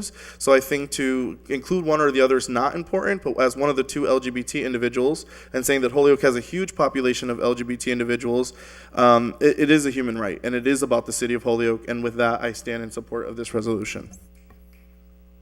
Move the question, Mr. President. Okay, any other discussion, any other amendments, anything else? Okay, hearing none, clerk will call the roll. Yes vote is in favor, well, actually, it's just gonna be by voice vote unless there's 3 people looking for a roll call, so, all right. So, all in favor? Yeah, it's just a resolution, so all in favor? Aye. Aye. Opposed? No. So moved. As amended, we already passed that amendment. Mr. President, I motion to leave 3, 4, 5 on the table and proceed to the general budget, and I'll make a motion to receive it. Second. Okay, motion's been made and seconded to suspend the rules to go to item number 6. All in favor of that? Aye.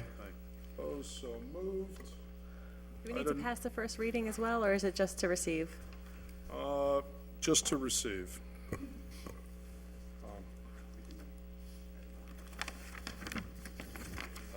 think I've got this one here. Okay, so, motion from Counselor Lisi is that we receive and lay on the table the budget. Is there a second? Second. Okay. I'm sorry, was that what you? We're receiving it and laying on the table so that we could pick it up for the discussions and. And today begins the 45-day clock under the law. 3, 4, and 5? But why don't we On the just, table. how about this? Because it looks like some people want to speak, so could you just make your motion to receive at the moment, then we'll do table in a second. Sure. So a motion has been made and seconded to receive. Item number 6. Yeah, thank you. Under discussion, Counselor Bacon. Thank you, Mr. President. I haven't had a chance to read the mayor's letter in its entirety, but I did have a chance to read the first paragraph, which says that this year's budget represents a significant break with practices we have followed in the past. First, in terms of process, I engaged in a joint budget committee of city councilors and city administration officials in a joint effort to tackle the budget before this meeting.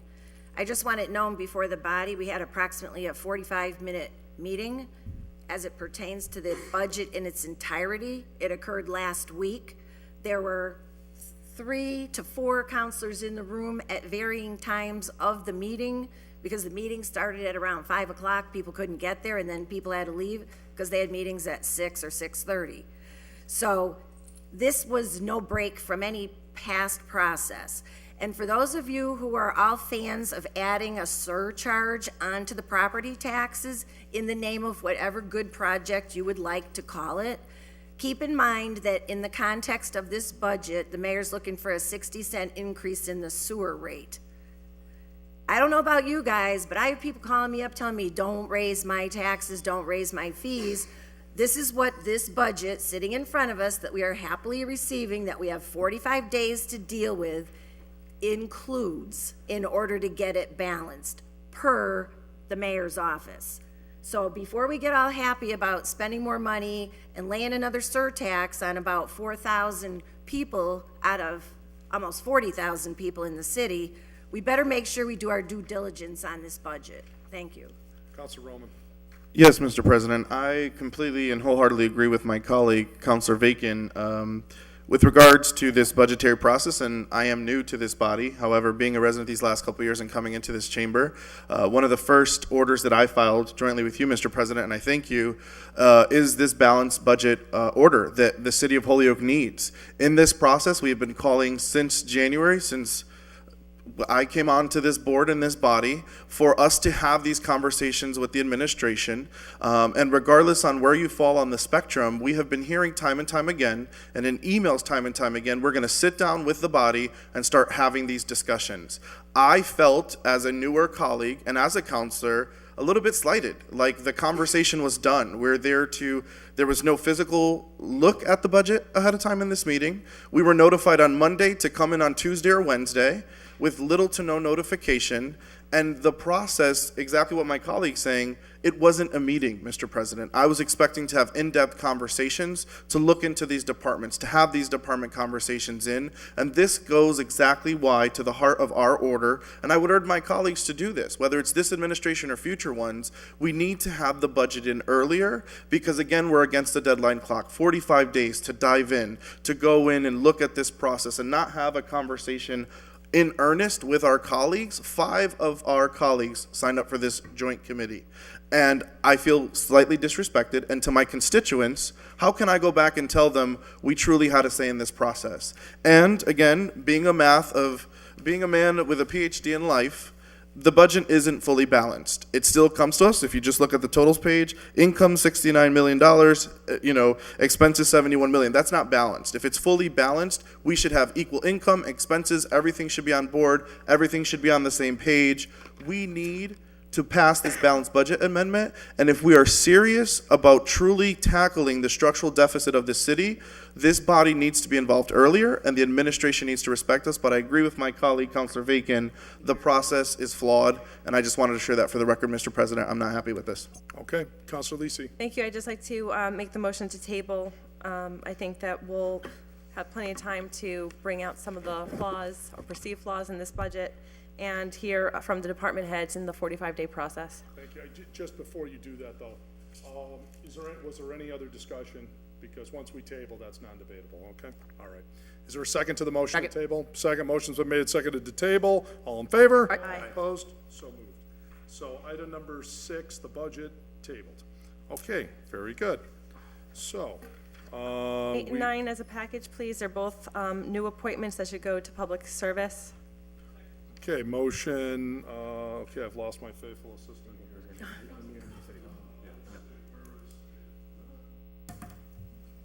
They're next, so they should be on top, right?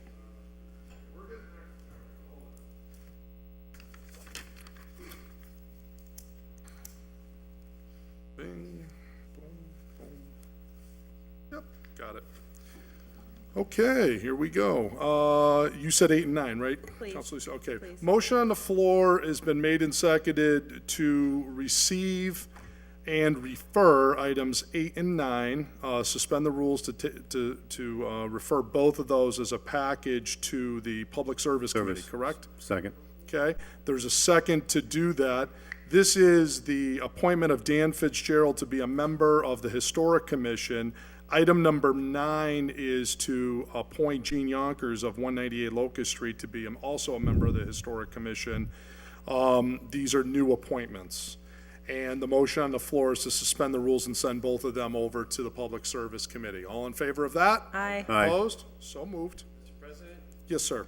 I make a motion to suspend the rules and take something out of finance. Second. Okay. And what would that, sir, be? There he is. Oh, God, we gotta take care of this. We gotta take up nice for the last 60 days here. The legend. All right, the man, the myth, the legend. All right, motion to remove from committee item number 56, or is this on the agenda later? No, this is in committee still, correct? Todd? This is still in committee? Okay, I just want to make sure. Remove from committee. Okay, Second. just so we got the right motion. Okay, motion to remove from committee item formerly marked agenda item 56 that came in on April 5th. That's sitting over in finance. This is from it was originally filed by Counselor McGee. This is that in accordance with Mass General Law, Chapter 44, Section 53A, City Council accept the provisions of the Jackson Street CSO abatement grant, authorizing the establishment of a fund or other method appropriate for the accounting of the receipts and expenditures of all resources associated with the administration of that grant. Motion on the floor is to remove it from committee. This does require a 2/3 vote. Any discussion? Hearing none, all in favor? Aye. Aye. Opposed? So moved. Make a motion to, Pass the first reading? pass first reading, and also suspend the rules to allow Bill to speak if needed. Second. Sure. Motion's been made and seconded to pass its first reading on acceptance of this grant. Also included in this is to allow Mr. Fuqua to address the city council to give us a brief overview of the Jackson Street CSO abatement grant, which we did get a bit of a primer from him recently on, and it is time sensitive. All in favor of that? Aye. Opposed? So moved. Bill, could you just give us a quick 1-2 minute on this? Yes, thank you for taking this out of committee and taking this up tonight. This grant is the city's portion of $1.25 million allocation that the state has made to the communities of Holyoke, Chicopee, and Springfield to spend for CSO abatement on the Connecticut River this fiscal year. If you recall, a couple of years ago, there was a $10 million earmark in the environmental bond bill that was passed by the legislature that earmarked funds for CSO abatement on the river to be shared by the 3 communities.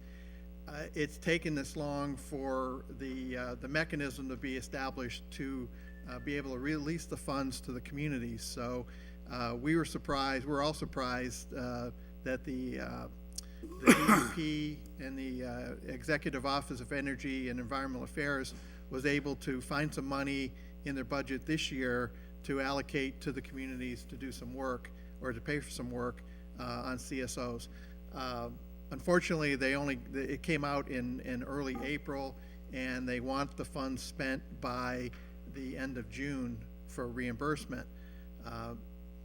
We're under a time crunch because we didn't have an active CSO project that was eligible to have expenses reimbursed. So our amount of the grant was basically the amount that we could spend between now and June 30th for engineering and survey work to start a project to eliminate CSOs with subsequent grant funds that we'll be getting from this environmental bond over the next 2 years. Could you give us the Holyoke share number again of it, of the 1.25? Share is the amount of the grant, the 180. I think it's 186. 186,000? Correct. Okay, very good. Thank you, Bill. And I see Councilor McGivern has his hand up. Councilor McGivern? If I could ask the superintendent a quick question? Sure. Bill, thank you, and thank you, and congratulations in the pending future of your career. We're going to miss you, but when we did the Berkshire project, incredibly large project that handled a large amount of volume of what's going into the river in terms of overflows and sewage, it only hit about 40% of what's mandated by the federal government that we were required and mandated by the federal government to do in terms of projects.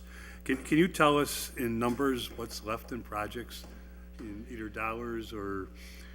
Well, we have, the CSO work, including the Berkshire Street project you were just referring to, and the other projects that we've had funded through grants and bonding over the last 10 years, we've accomplished, we've eliminated about 60% of our total flow that we discharge to the river each year. We've eliminated or treated it in some form or fashion. We have about 40% of our volume left that needs to be treated, and that equates to about $35 million worth of projects, sewer separation, other construction, capital construction that it would take to eliminate that remaining flow. In dollars, is there a rough estimate? It's about $35 million left. Yes. So this is a very welcome grant in terms of.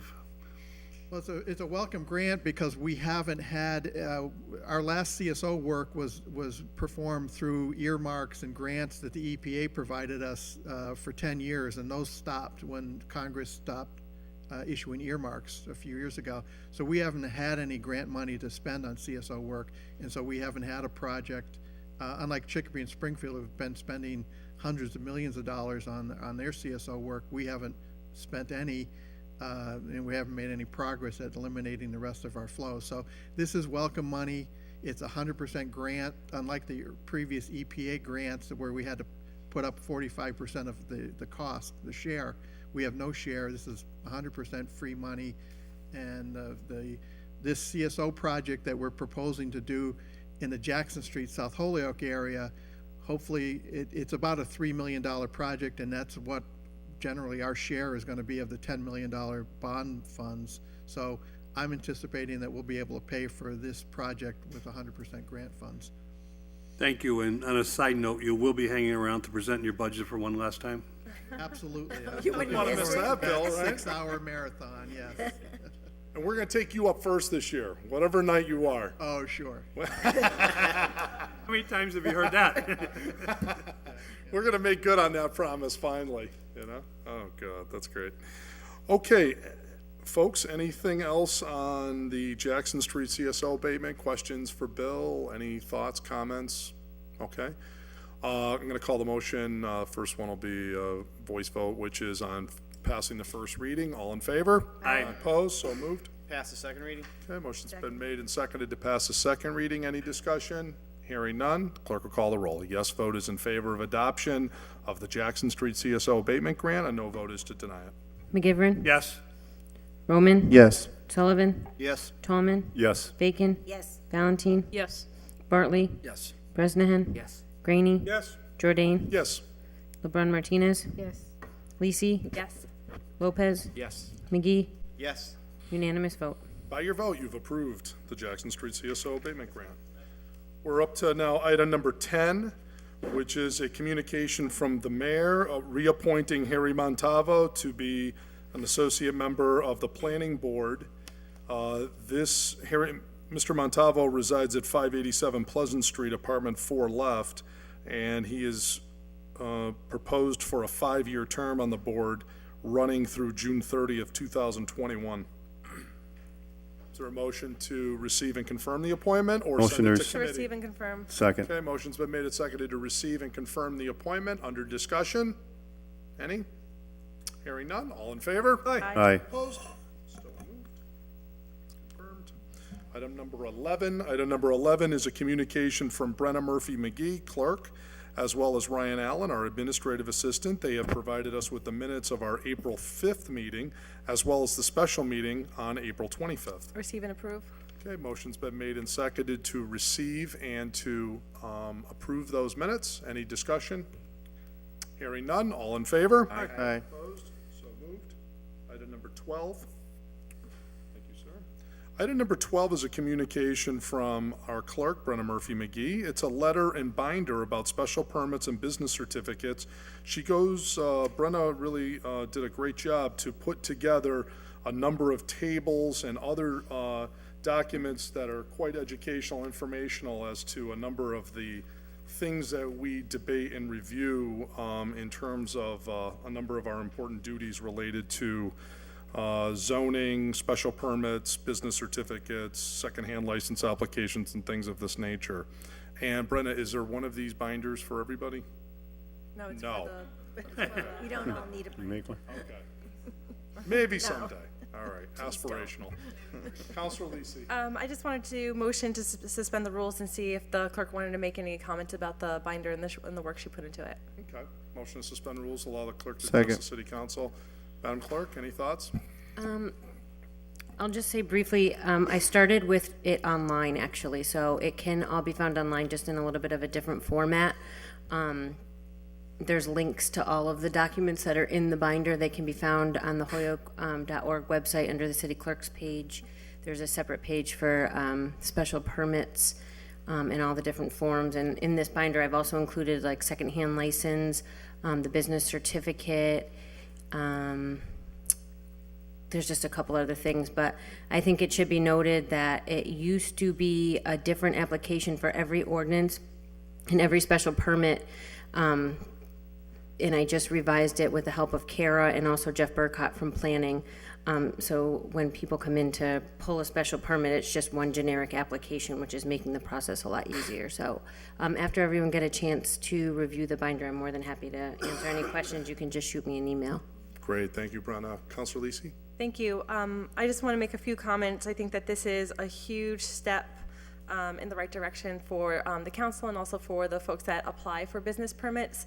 I think that as we saw with this last case with the B&B on Dwight Street, everybody was pretty much in favor of the concept, and there were just certain requirements that we wanted to make sure that were being fulfilled. And you know, the folks that are coming in to create their new business don't necessarily know how to navigate the bureaucracy of City Hall, and those bureaucracies are in place to make sure that people are safe. We're not going to have, you know, people burning in, you know, fires because the sprinkler systems aren't correct, et cetera, et cetera. So, I mean, there's a reason why we're asking for particular bits of information. And I think that the more clear that we can make it to the applicants what we're looking for, the more expedited that process will become. And also, I think it would allay, I think there's been at times where folks get frustrated that we're asking for bits of information because the expectations of what the city council process in applying for the permit is not really clear. And so if we can manage expectations, it may not be read by the applicant as, you know, unnecessary bureaucratic red tape, or we're asking them to jump through unnecessary hoops, but they understand that this is part of making sure that their new business is going to conform to the ordinances, laws, and protections that we have on the books for our residents. Mm-hmm. Great. So thank you, Brenna. Anybody else? Thanks, Brenna. Thanks, Brenna. All in favor of receiving item number 12? All in favor? Opposed, so moved. Item number 13 is from Yem Lip, our city engineer. It's a letter, it's a report that he has produced regarding acceptance of Liberty Street as an accepted public street. I believe this should be sent over to Public Safety. Motion to receive and send to public safety? Second. Yep. Okay, motion's been made and seconded to receive this report and to send it over to the Public Safety Committee, where they will have to deliberate on the pros and cons of doing this. Okay, any other discussion on this? All in favor of referring to Public Safety? Aye.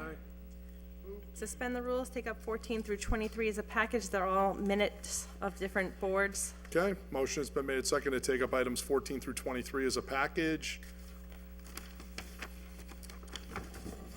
All in favor of that? Aye. Aye. Opposed, so moved. Item number 14 is the Park and Rec Commission minutes of May 2nd. Item number 15 is the Board of Health minutes of March 3rd. Item number 16 is the HEDIC minutes of February 18th. Item number 17 is the HRA minutes of February 17th and March 3rd. Item number 18 is the DPW minutes of March 14th. Item number 19 is the Sewer Commission minutes of March 14th. Item number 20 is the Stormwater Authority minutes of March 14th. Item number 21 is the Fairfield Ave Local Historic District minutes of March 9. Item number 22 is the Historic Commission minutes of March 14th. Item number 23 is the TJO Animal Control and Adoption Center minutes of January 13th. Motion on the floor is to receive all of these. Is there a second? Second. Second. Any discussion? Hearing none. All in favor? Aye. Opposed? So moved. Those are all received. Okay, just update my agenda. Takes care of that. We're up to item number 24. Thank you, sir. Invitation for the official opening of the Western Mass Veterans Treatment Court for Friday, May the 20th at 2 o'clock at the Hoyok War Memorial. This is a letter from Maureen Walsh, presiding justice of the district court. Receive. Let her receive. Okay, motion's been made and seconded to receive. She's inviting us to this May 20th, 2016, 2 p.m. at the War Memorial. And as you recall, this is related to the Western Mass Veterans Treatment Court. As you recall, this was something that the City Council supported to be put and located at the annex on the first floor. And the good justice is following up with us, and she thanks us once again for our support of this item. Motion in favor of receiving? Aye. Aye. Under discussion, Counselor Tallman? Yeah, I just wanted to reiterate this, this letter from the judge. If anybody can make it that day, I happen to have that day off, so I already sent in my reply to make it. Many of you might have seen the article in the paper, I think it was just yesterday, about the court and how it's working in our community, and I think it's one of the big pluses that's helping veterans to get back on track with their lives. Okay, thank you, Peter. All in favor of receiving? Aye. Aye. Opposed? So moved. We're now into petitions.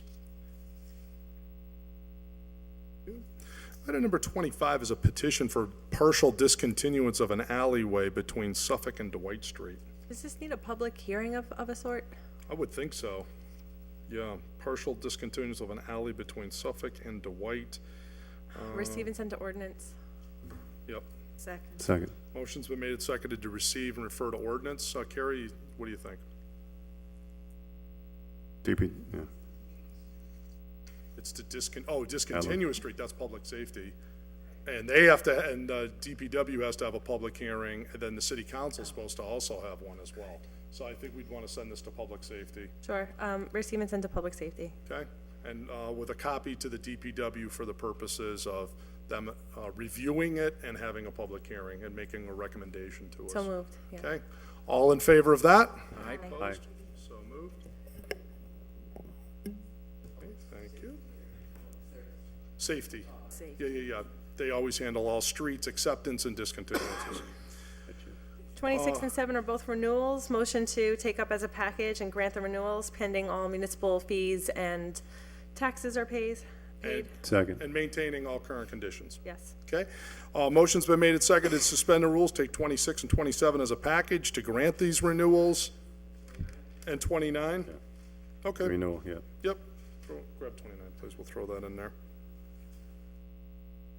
Thank you. Adding item number 29 to this rule suspension package to grant all of these renewals, maintaining all of the current conditions on them, and I will give you the review on here. Let's see, with respect to item 26, which is a petition of Ann O'Leary for a renewal of a home occupation at 208 Huron Avenue for a real estate business. Ms. O'Leary is current on all of her taxes and municipal charges. Item number 27 is from a petition of Mark Grenier of 7 Mount Tom Avenue for a handyman business.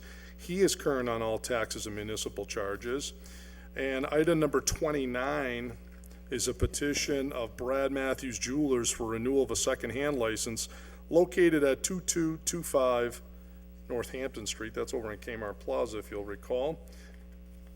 And let's see here.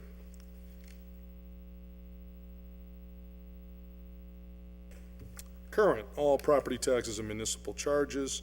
Motion on the floor is to suspend the rules, grant all three of these renewals, pending, maintaining any conditions that they currently exist. I already checked all the other charges. So that's the motion before the body. Any discussion? Hearing none, the clerk will call the roll. A yes vote is in favor of granting all three renewals, a no vote is to deny all three. McGivern, Yes. Roman, Yes. Sullivan, Yes. Tallman, Yes. Bacon, Yes. Valentine, Yes. Bartley, Yes. Bresnahan, Yes. Graney, Yes. Jordan, Yes. LeBrun Martinez, Yes.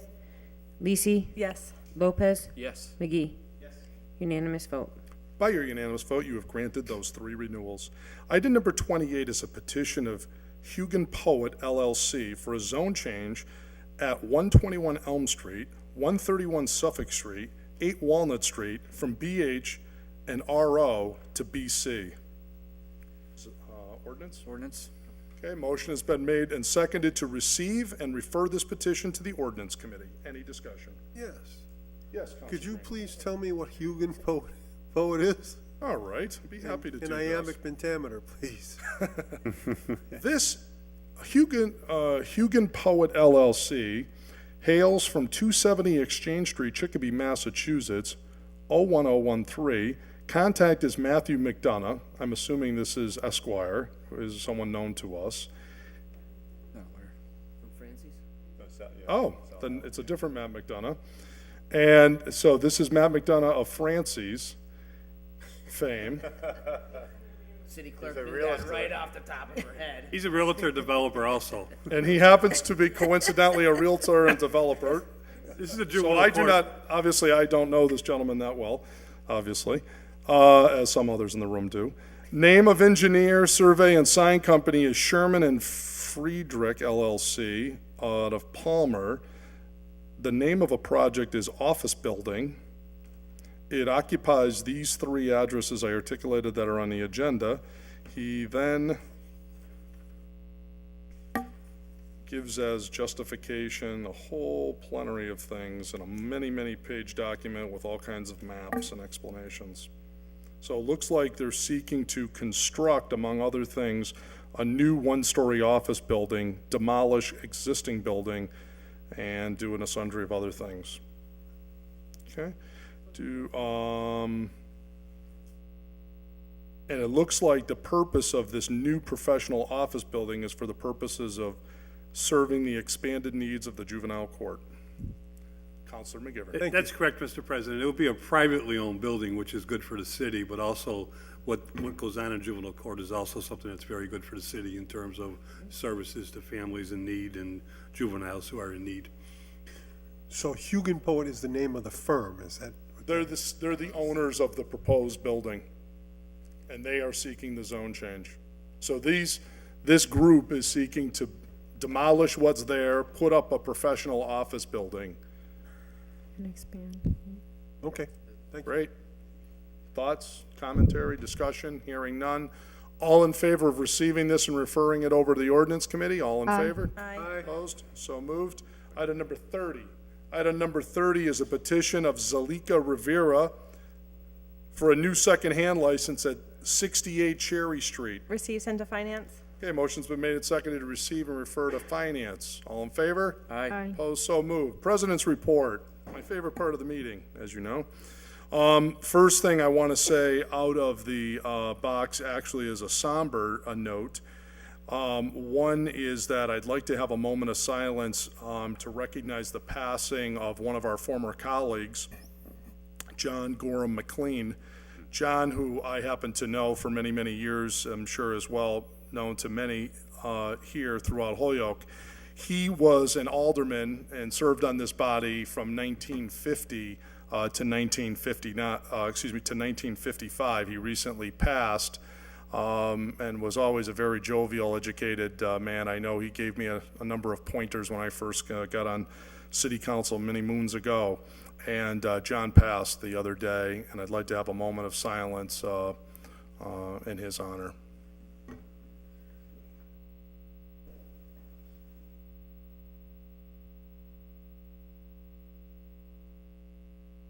Thank you.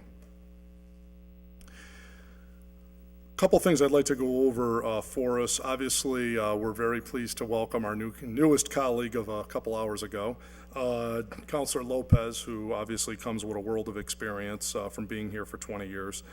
So we've got that important task now done. I'm pleased to say that with us selecting a very capable tax collector and now a very capable city auditor, the city council has done a really great job in filling and really stepping up to fill a lot of the important responsibilities that we needed to do to get some key people here. And I'm going to be working, obviously, with the tax collectors already on board, and I'm going to be working with our new auditor as part of that onboarding process with Mr. Chadwick. So very excited about the prospect of his services, and overall, I'm really pleased with my colleagues, all of you in this room, for doing a great job to go about the business of vetting these candidates, going through these candidates, and really selecting for these three important positions. So we've done really well, councilors. You should all be very pleased. The next thing that I wanted to mention to you is I'm very pleased to have received a report from the Water Department to finally bring resolution to another big, myself, personal goal and objective, which was regarding the whole issue about the sewer shutoff. I'm going to forward to you a communication. I'm not sure if you've received it yet from the Water Department, but they did provide it to me, which is that there is now a consensus from all parties involved that we now have a way forward in terms of handling the sewer shutoff issue. There did not need to be ultimately a merger of the departments to do this. I'm glad that we had that discussion, which sort of served as the impetus to get everybody sort of off the stick. To one, I think there was uniformity among all the parties that we had a real problem here. This was a real financial loss to the tune of $600,000 or $700,000 a year to the city. But in addition to that we had to have a process in place to resolve this. As you know, we went forward, we sent a special act legislation to Boston. That was unsuccessful. We then had a discussion about merging the departments. Ultimately, it didn't need to go to that extent. Although we can continue that conversation, but it won't be solely for this purpose. Now we have a way forward. The way forward is that the Sewer Commission is going to adopt a policy authorizing shut-off of sewer. And the next step in the process is that the City Council will adopt an ordinance related to establishing procedures for this process. The Water Department obviously has concerns to make sure that the process is very uniform to what they do now. That is the shutting off of water for the non-payment of the sewer. It's going to be the same process as for the shut off of water for the non-payment of water. They wanted to articulate all of these things in ordinance form to ensure that we have very standardized practice, establish the fees, discuss the notice, establish who is going to receive these fees for the payment. But the water department has stepped forward to say they will handle the administration of doing these shutoffs, and their team is very adept at handling that. So the good news is I have filed an order for this evening that I'm anticipating will go to the ordinance committee. We will then have a discussion to develop and create this ordinance. I'd like to fast track this as much as humanly possible, making sure that we have all the details in place, because these dollars are needed to help balance this budget that we're about to consider and approve. And I'd like to get this on the books before we go to recess in late June. So anyways, that was really monumental, and I'm really glad that, we were able to get a way forward here in the first 6 months. And I think what I've heard certainly uniformly is, before we consider other revenue creations, that we solve this first, so people feel that if they do have to pay more, it's not because others are not paying their fair share. So I'm very pleased that occurred. So I also wanted to, in talking about CSO and some of the things, I wanted to just quickly mention, has anybody not had an opportunity to ever go down and see the big 1 million gallon storage tank that they use to hold the excess water during CSO periods? It's really quite an engineering marvel it's in Ward 2, at the wastewater treatment plant. If anybody has not had an opportunity to see that, I'd be happy to put a little tour together of that. That's, I think you'd really enjoy, it's quite something. It's like watching the largest sort of bunker / unfilled swimming pool that you've ever seen. And it's quite fascinating what the city ultimately built, to the tune of $18 million. And so I'd be happy to coordinate a tour if people would like to go over and see that. So just keep that in mind. We can do that perhaps when the weather is, we're coming into some of the nicer weather. We can put something together as a group, okay? Other than that, it was referenced earlier that we had the first mayor's committee meeting the other day, as brief as it was. I do appreciate them having that, and we're going to continue to have that dialogue going forward. I do appreciate the mayor submitting the budget today as opposed to next week or some other special meeting. So at least we are getting this process moving forward. So that is appreciated. So enough for President's report, and on to reports of committees. Ordinance. Thank you. Item number 31A is a report from the Committee on Ordinance, to whom was referred in order that the city adopt the Paleontological Resources Ordinance for the city of Holyoke. Recommend that the order be adopted. Councilors Vacan, Lisi, Bartley, and Jordan. I don't know why they put Vacan twice on here. Somebody took my name off this. It's not very nice. Kevin Jordan. Sure, it's an oversight. Vacant. There's a space. Yeah, my name was changed to Vacant. Maybe they meant vacant twice. Yeah. There's a blank space, and then it goes Vacan, Lisi, blank, Bartley, vacant. Yeah, well, she was the third line. I was always the last. So I signed it anyways. Go ahead. Counselor Vacan, you have a motion. Okay, so I have a motion that we receive, this is an ordinance, so. Ordinance, so pass first reading, I So we have to believe. pass the first reading. Yeah, okay, motion on the floor is to pass the first reading. Is there a second? Second. Second, under discussion, Counselor Vacan. This was an order that came before us through Josh Knox, and it's an effort to protect the natural environment that we have, and so we're trying to be proactive. It will, as all these ordinances that we pass, require enforcement and reporting to make it workable, but at least then we have something on the books that it is our intention to do that. So it's taken as a preventative step to preserve our natural environment to the extent that we can. Okay, great. Any other thoughts? Hearing none. All in favor of passing the first reading? Aye. Opposed? So moved. Motion to pass the second reading? Second. Motion's been made and seconded to pass the second reading. Any discussion? Hearing none. All in favor? Aye. Opposed? So moved. And motion that the passage be ordained.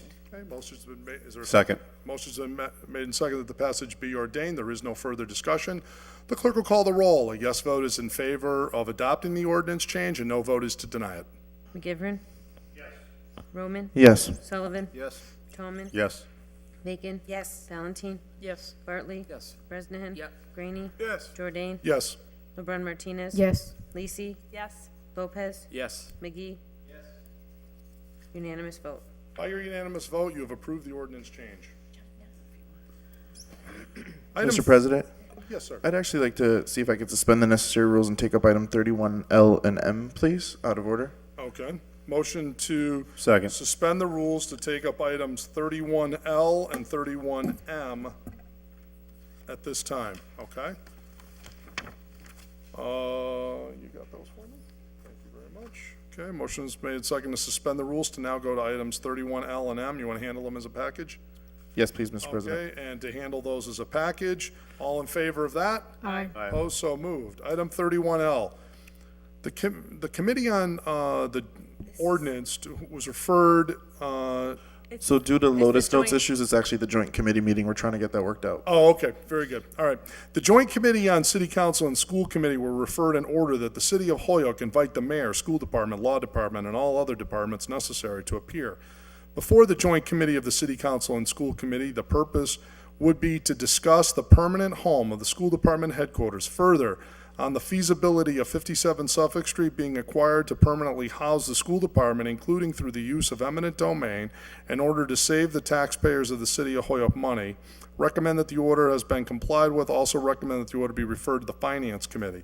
Item 31M reports that the Joint Committee on City Council and School Committee, to whom referred an order that Ileana Centrone, the newly hired Family, Student, and Community Engagement Director, appear before the Joint Committee and to outline her vision for engagement and answer any questions regarding said plan. Recommend that the order has been complied with. Under discussion, do you have a motion to receive and adopt the committee reports? Yes. Okay, motion's been made and seconded to receive and adopt the committee reports. Under discussion, Councilor Roman. Thank you, Mr. President. Thank you, colleagues. I apologize, and I thank you to Councilor Bacon, the chair of the Ordinance Committee, for letting me jump ahead. I unfortunately do have a personal matter that I have to leave chambers early with tonight. However, I'd like to thank again Brennan and her team. We are experiencing some Lotus Notes. You'll see an order later on in the evening to correct this issue with our joint committee meeting to actually get it on the agenda. And as part of this, but I thank City Clerk McGee for handling this for us and her staff, Irma.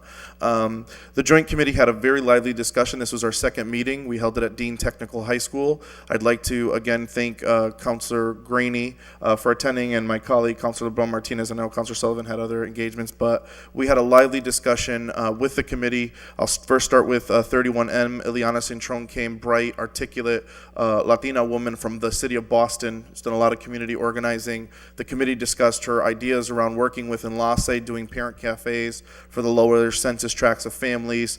Next year, reorganizing around community organizing within the school districts. She's really done a good job of getting out to the families, and she laid out a very detailed plan, Mr. President, as to her going out and really truly engaging the families within all of our districts throughout the city and getting them to be in the process of really having a say in what's going on in the school department for the city of Holyoke. It was a really in-depth and amazing conversation. 31L was the more of the livelier conversations. We wish we had more department heads there. The only department group that was there was the school committee, Dr. Reich, and Anthony Soto, the new finance CFO, chief financial officer for the school district, was there. We heard clearly from the receiver, Dr. Reich, and the CFO, that they are willing to take the lead from us, the body, as to where the school's headquarters is. They are not tied down to 57 Suffolk. They'll go wherever we want. And I think Councilor Graney and a few other colleagues were there, were saying, hey, we have, we have Lynch School. That was one of the proposals. Or do we take over 57 Suffolk by eminent domain? But we as a committee felt that, with the respected finance committee, that the hope is that this conversation could be had in an effort to save the taxpayers money. We, had that conversation with the chief financial officer that out of the $300,000 that we're allocating, about $200,000 actually goes towards the rent, and so that could be money that we could possibly and potentially be saving if we either take the building over or retrofit another school department building. It was a really rich conversation. I thank my colleagues, Councilor LeBron Martinez, for asking some some really in-depth follow-up questions, and the school committee members who were present as well. We will be having another committee meeting this month, but we decided to send it to finance at the recommendation of my co-chair from the school committee side, John Brunel, who really truly felt that this would be the appropriate committee, and to have both the mayor's office as well as the law department and some other departments in to discuss it. And again, we really would love to tackle and dive in at the receiver at a later date. And I know this is a part of the budget process, looking into the school department budget and the need for possibly $800,000 more in this year's budget over last. So we got into a little bit of that conversations early on, but it was great, and we recommended that it go to finance. Sorry, Todd, don't hate me, but. Okay. Any discussion? Hearing none. All in favor of adopting the two committee reports? Aye. Opposed? So moved. All right. Thank you, Councilor Roman. Mr. President, if we can suspend the rules and take up 31B and C as a package. Okay. Motion's been made and seconded to take up items 31B and 31C as a package. All in favor of that? Aye. Opposed? So moved. Item 31B is a report from the Committee on Ordinance, to whom is referred a City Council, an order that the City Council approve and ratify an agreement between the City of Holyoke and Din Brothers, Inc., and in accordance with Mass General Laws, Chapter 59, Section 38H, for a payment in lieu of taxes of certain personal property tax obligations for a solar facility located on the property at Babala Road, map 174, parcel 34, Holyoke. Have considered the same, recommend that order be adopted. That comes recommended by Councilors Vacan, Lisi, Barley, and Jordan. Item 31C, the Committee on Ordinance, to whom was referred an order that the City Council approve and ratify an agreement between the City of Holyoke and O'Connell Development Group, and in accordance with Mass General Laws, Chapter 59, Section 38H, for a payment in lieu of taxes of certain personal property tax obligations for a solar facility located on the property at Kelly Way, map 176, parcel 48, Holyoke. Have considered the same, recommend that the order be adopted, also from Councilors Vacan, Lisi, Barley, and Jordan. A motion to receive and adopt the committee report and ratify the agreements. Okay, motion's been made and seconded to receive and adopt the committee reports and to ratify both and approve both pilot agreements. Under discussion, Councilor Vacan. These had come before the city council at a prior meeting and had been returned to committee seeking further information. And so we did review them again at our last committee meeting and recommended these out by the full committee. Okay. Any other discussion? Okay. Kara, do these require, pilot approval, does that require a roll call vote? No? Okay. All right. So, any other discussion? Hearing none. All in favor of adopting 31B and 31C? Aye. Opposed? So moved. All right, 31D. Okay.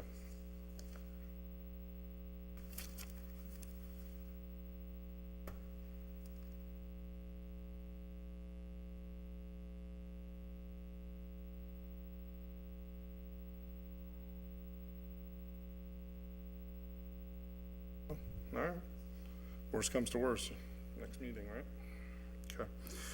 31D, the Committee on Ordinance, to whom was referred an order that the City Council review and amend sections 18-35, regulations of blighted and vacant buildings, and any other sections as may be necessary.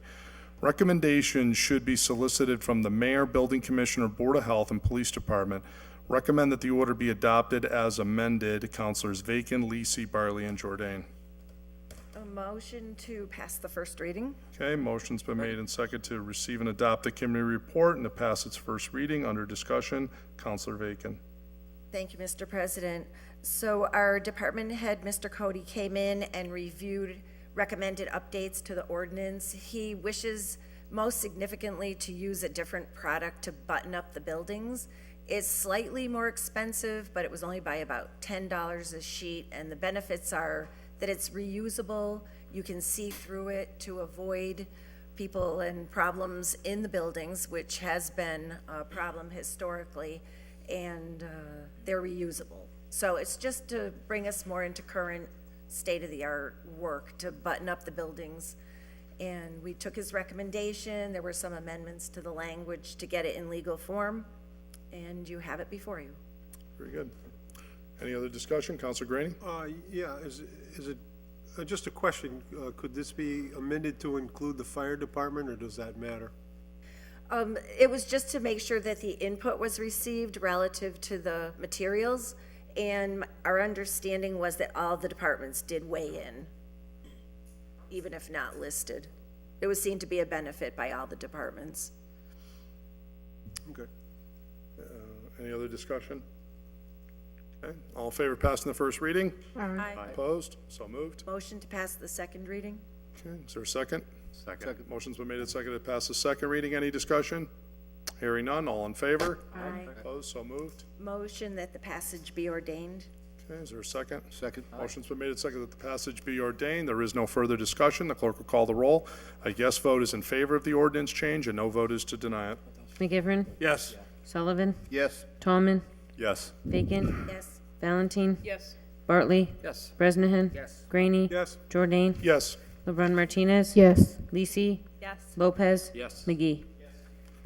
Unanimous vote. By your vote, you've approved the ordinance change. Item number 31E, the Committee on Ordinance, to whom was referred a zoning ordinance change to Section 7-7.1.1, Section 4, be amended as follows by adding the following clause. Parking lots or structures designed to serve these institutions and their accessory uses and buildings are allowed whether or not a fee is charged for their use, provided that parking lots shall only be allowed by special permit of the City Council. Have considered the same, recommend that the order be adopted as amended. Councilors Bacon, Lisi, Bartley, and Jordan. A motion to receive and adopt the committee report and pass the first reading? Okay, motion's been made and seconded to receive and adopt and to pass the first reading. Under discussion, Councilor Bacon. This is an order filed by Councilor Jordan, simply to bring the ordinance really into line so that everybody and all the different institutions are treated equitably throughout the city. Any other discussion? All in favor of passing the first reading? Aye. Opposed? So moved. Motion to pass the second reading? Second. Okay, motion's been made and seconded to pass the second reading. Any discussion?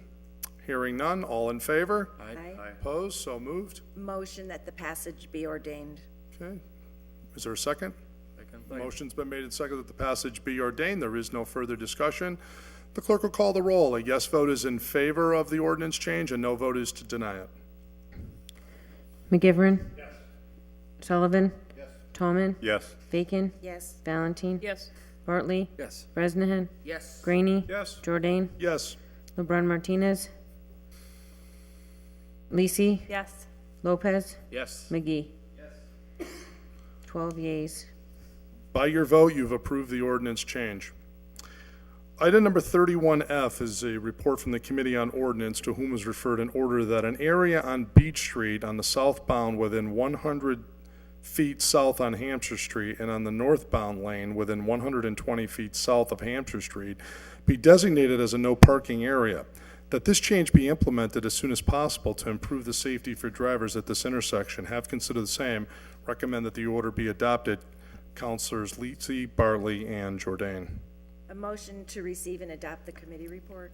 Okay, motion's been made and seconded that the committee report be received and adopted. Under discussion, Councilor Bacon. This was the final step of providing the language so that the engineer could get the measurements and we could actually get the signs up. Okay, this was requested by Councilor Roman. Oh, Councilor Valentin, thank you. Okay, very good. All right, any other discussion? Hearing none, all in favor of passing the first reading? Aye. Opposed, so moved. Oh, so we do, okay. Motion to It's pass an the ordinance second change, reading? yeah. Motion's been made and seconded to pass the second reading. Any discussion? Hearing none, all in favor? Aye. Opposed, so moved. Motion that the passage be ordained. Okay, is there a second? Second. Second, motion's been made and seconded that the passage be ordained. There is no further discussion. The clerk will call the roll. A yes vote is in favor of the ordinance change, and no vote is to deny it. McGivern, Yes. Sullivan, Yes. Tallman, Yes. Bacon, Yes. Valentine, Yes. Bartley, Yes. Bresnahan, Yes. Graney, Yes. Jordan, Yes. LeBrun Martinez, Yes. Lisi, Yes. Lopez, Yes. McGee. Unanimous vote. By your vote, you've approved the ordinance change. Item number 31G is a report from the Committee on Ordinance, to whom is referred an order that the City Council initiate a home rule petition for prevailing wage exemptions. This would be to exempt Hoyoke from complying with Sections 26 and 27G of Chapter 149 GG for projects estimated to cost $35,000 or less. Have considered the same, recommend that the order be adopted as amended. And I just want to be clear that in the final language, it was ultimately settled on the number 40,000 or less. That came from the committee, okay? So this is going to be, A motion to receive and adopt and file for the home rule petition. yep, motion's been made and seconded to receive and adopt the home rule petition, an act relative to the prevailing wage in the city of Hoyoke. And just let me be clear, Section 1 reads, notwithstanding any general or special law to the contrary, the city of Hoyoke shall exempt from complying with Sections 26 through 27G of Chapter 149 of the general laws for projects estimated to cost $40,000 or less. Motion on the floor is to receive and adopt the committee report to approve the home rule petition. Under discussion, Counselor Bacon. This order was brought before us by Counselor Sullivan, and it's just really to support small businesses, 1 or 2 person businesses, so that they can actually compete in the workplace. And so we're trying to just be business friendly, and this is one of the ways. Okay. Under discussion, Counselor Sullivan. Yes, thank you. It's not, yes, it's to support small businesses in the community also. It's also to save the taxpayers a substantial amount of money, and also to streamline the process. It ties together with what we're doing with the blighted and vacant buildings regulation, so we can streamline the process, move these things forward at a faster pace. And also, what came to light also is that there is underway, there's 3 or 4 other communities that have filed similar ones that have just sat in Boston now for 14 months. There's also a statewide initiative that 8 legislators have already signed onto to make it a $50,000 threshold. So there's seems to be quite a gaining momentum for this throughout the Commonwealth as well, recognition for the need to do smaller projects at a faster pace. Mm-hmm. Any other discussion? Hearing none. This is going to require a roll call vote. Clerk will call the roll. A yes vote is in favor of adopting the home rule petition. A no vote is to deny it. Clerk will call the roll. McGivern? Yes. Sullivan? Yes. Tallman? Yes. Bacon? Yes. Valentine? Yes. Bartley? Yes. Bresnahan? Yes. Greenie? Yes. Jordan? Yes. LeBron Martinez? Yes. Lisi? Yes. Lopez? Yes. McGee? By your vote, you've approved the home rule petition. As we know, this will also require the mayor's signature, okay? 31H, the Committee on Ordinance, to whom was referred an order that solar installations by right be limited to industrial and business zones. Any other solar proposals in a residential zone other than an individual home be subject to special permit. Recommend that the order be adopted as amended. Councilors Bacon, Lisi, Bartley, and Jordan. Motion to receive and adopt the committee report and pass the first reading. Okay, motion's been made and seconded to receive and adopt the committee report and to pass its first reading. Under discussion, Councilor Bacon. Thank you, Mr. President. In the interest of the agenda, I will be brief, but suffice to say that we were just bringing the ordinance up to date now that there's been some experience with these throughout the state.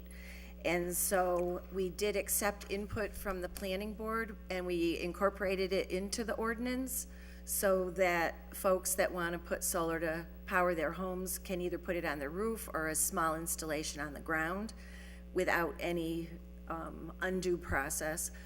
And in the industrial zones, it can be continued as of right. Okay. Any discussion? Yeah. Councilor Greenie. Just probably, we should, I was at the meeting, we should mention the magnitude of what they can put in. Okay, if it is less than 10 kilowatts, which is generally the amount that's seen to provide the power for a home, then it would be allowed without going through a lot of steps. But if it's larger than that, then the special permit kicks in. Thank you. Thank Any you. other discussion? All right. All in favor of passing the first reading? Aye. Opposed? So moved. Motion to pass the second reading? Okay, motion's been made and seconded to pass the second reading. Any discussion? Hearing none. All in favor? Aye. Opposed? So moved. Motion that the passage be ordained? Okay, motion's been made and seconded that the passage be ordained. Is there a second? Second. Second. There is no further discussion. The clerk will call the roll. A yes vote is in favor of adopting the ordinance. A no vote is to deny it. McGivern, Yes. Sullivan, Tallman. Yes. Bacon. Yes. Valentine. Yes. Bartley. Yes. Bresnahan. Yes. Greenie. Yes. Jordan. Yes. LeBron Martinez. Yes. Lisi. Yes. Lopez. Yes. McGee. Unanimous vote. By your vote, you've approved the ordinance change. Item 31. Suspend the rules and take Aye. up 31I and J as a package? Okay, motion's been made and seconded to suspend the rules to take up items 31I and 31J as a package. All in favor of that? Aye. Opposed, so moved.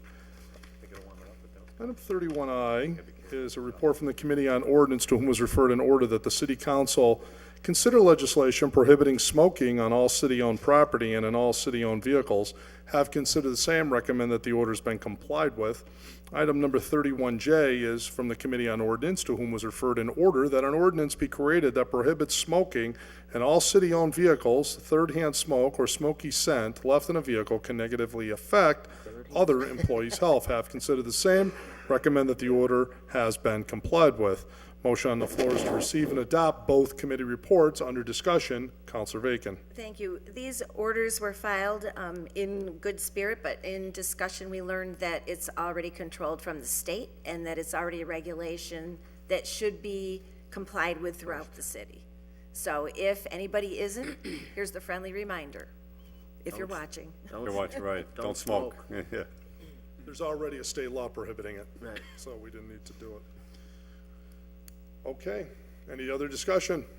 All in favor? Aye. Aye. Opposed? So moved. 31K.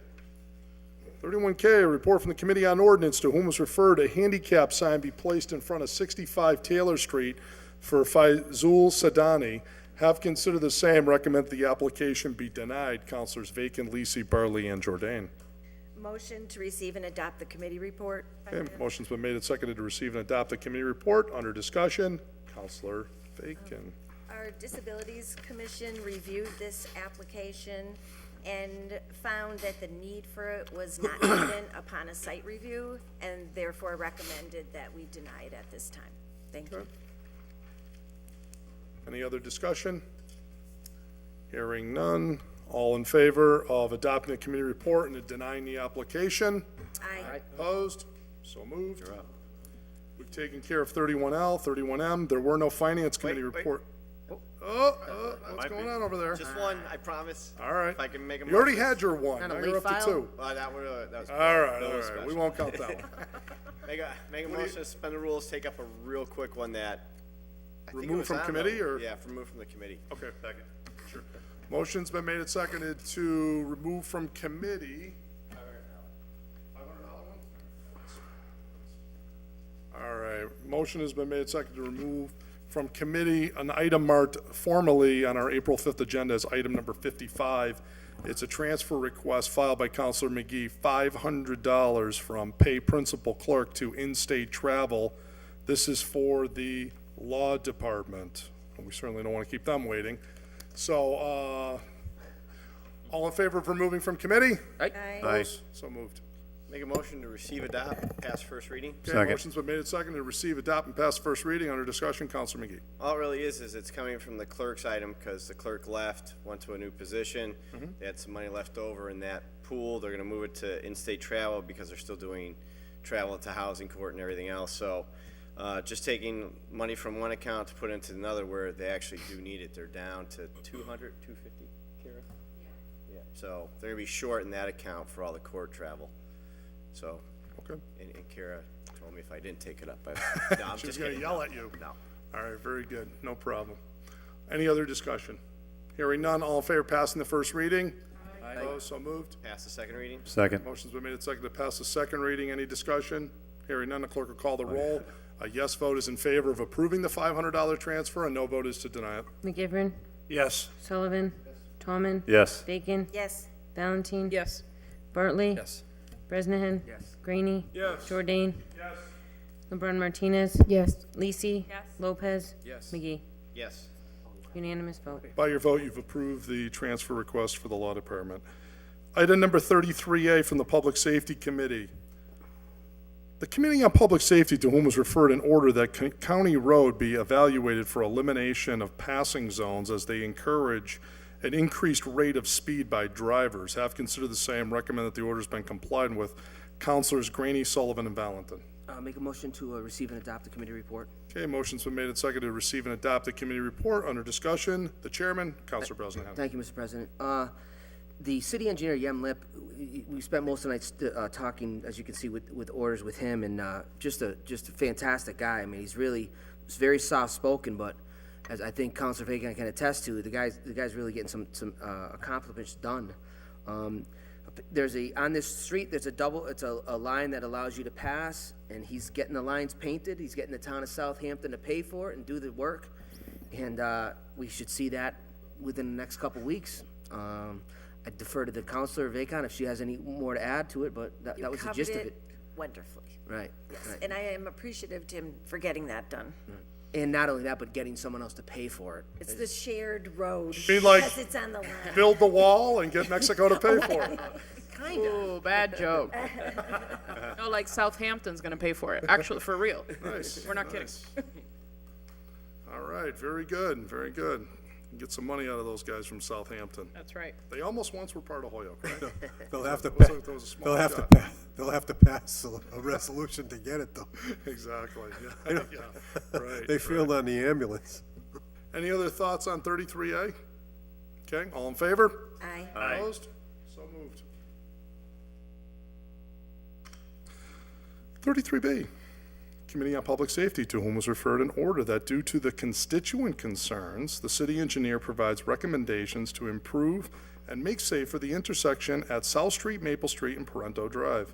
Motorists are making left turns on the right light and crossing over into oncoming traffic. Also, have the city install better street signage at this intersection. Have considered the same, recommend that the order's been complied with. Councilors Graney, Sullivan, and Valentin. Thank you, Mr. President. Receive and adopt the committee report. Okay, motion's been made and seconded to receive and adopt the committee report. Under discussion, Councilor Bresnahan. Thank you, Mr. President. This is a good order filed by Councilor Bartley, who I actually met out there to look at the problem that we have. And again, you know, Yem came in very, very quaintly and said that within 3 weeks, we're going to see a change out there with some signage, some different light configurations. So we felt very comfortable with that. And, you know, if Councilor Bartley wants to speak to that, it's fantastic. But again, he very calmly, very collectively assured us that these problems are going to be addressed at this location with respect to the traffic lights. Go ahead. I'm done. Beautiful. How eloquent. Hey, Eloquent and Howie brief. told me to be brief, so I'm not going to, you know what I mean? He'll make one of his favorite. He'll give you a right up. Right. Brevity is the soul of I wit. still think he's my teacher. I think Howie's kicking him under the table. Any other thoughts, commentary, discussion on item 33B? Hearing none, all in favor? Aye. Opposed? So moved. 33C, Committee on Public Safety, to whom was referred an order that the intersection of Appermont Highway and Route 202 be evaluated for a traffic light, and if needed, that a cost for installation be determined. Recommend that the order's been complied with. Councilors Graney, Sullivan, and Valentin. Receive and adopt the committee report, please. Okay, motion's been made and seconded to receive and adopt the committee report. Under discussion, Councilor Bresnahan. Thank you, Mr. President. This is obviously, with all traffic lights, becomes a cost problem. It's approximately $225,000 to $250,000 to put a light up here, and this is basically right where the Holyoke Waterworks department has their office, up on Route 202, that quick right-hand turn that you take onto Appermont Highway from Route 202. They've changed some kind of the traffic configuration down there, and what Yem, again, our city engineer has told us that there is a grant and a bond request listed, and this is one of the locations. Unfortunately, it'll probably take 3 years if the bond is accepted to get this installed, where it'll cost the city of Holyoke $250,000, but it would probably take about 3 months to have us do it. So the maker of the order was there, Councilor Vacon. She was comfortable with the fact that this is part of a bond request. And so we're gonna wait and see that we can get that money in. Counselor Vagon? Yes, that's a great summary. There are two paths. One is slower, one is quicker, but more costly, so we'll have to see how everything plays out in the budget. Thank you. Aye.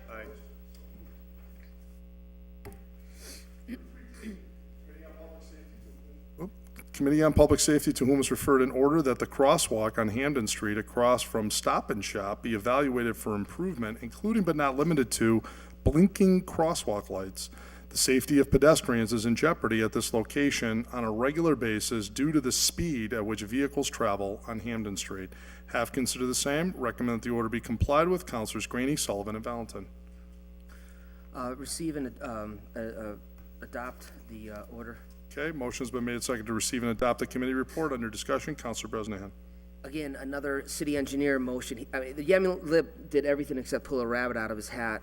This is a great order filed by Councilor Valentin. I mean, we all know that location. When you're coming up Hannon Street, you got people pulling out of Stop and Shop. You got Clinton Drive right across the street. I grew up on the old Brooks Avenue. It's now O'Connor Avenue, but I grew up in Brooks Avenue. That was my hood back in the days. But great order, and he's presented us with an idea of putting a solar-powered light up to the tune of about $8,000, which, you know, we don't have to do any kind of underground wiring or tunneling, any of that sort of stuff. There is a crosswalk there now. He's actually gonna talk to Stop and Shop management to see if they could maybe even incur the cost of putting this up, because it would be a great idea for them as a community business owner, that perhaps they would help us out a little bit on that cost. He said it's about $8,000 to $10,000 to put it up, and we complied with it, because again, he says we're gonna have traffic lights all over the place with this guy. I mean, he just came in very calm spoken. He assured us that this is going to get done. So, at the maker's will, she complied. Very good. I just have a comment. Yeah, Councilor Valentin. So when we were speaking with the engineer, the question was asked, would he need an additional order now that he had the money or the figure, the amount? And he said that would be beneficial to him. So after we left the meeting last night, I emailed him, asked him for what type of wording would be best for him, and he's sent that along to me. And it's actually a late file, so I don't know if we want to take it out now, because it's kind of related to this. It's up to the Suspend body. the rules, take a late file. Second. Okay, motion's been made and seconded to suspend our rules to take up late file. It's the one that says 8,000, Ryan. It says 8 to 10,000. And while Ryan is looking for that, as Councilor Bresnahan stated, when we were discussing this last night, I asked Yem if there was a possibility that maybe Stop and Shop would help with this cost, since it's affecting them also. And he said as long as I got him the contact info for the operations manager at Stop and Shop, he would reach out. So I'm in the process of finding out who that is specifically.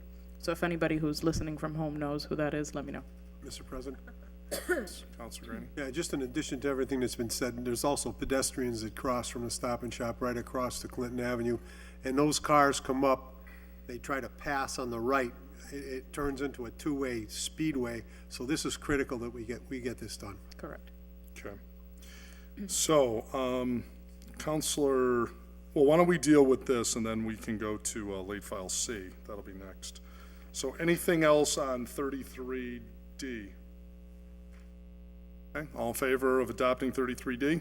Aye. Aye. Opposed, so moved. Councilor Valentin makes a motion to suspend the rules to go to late file C, to also take, are we sending it just to committee, or is he doing I something think with it? what Yem requested last night, I think was actually that we send it directly to him.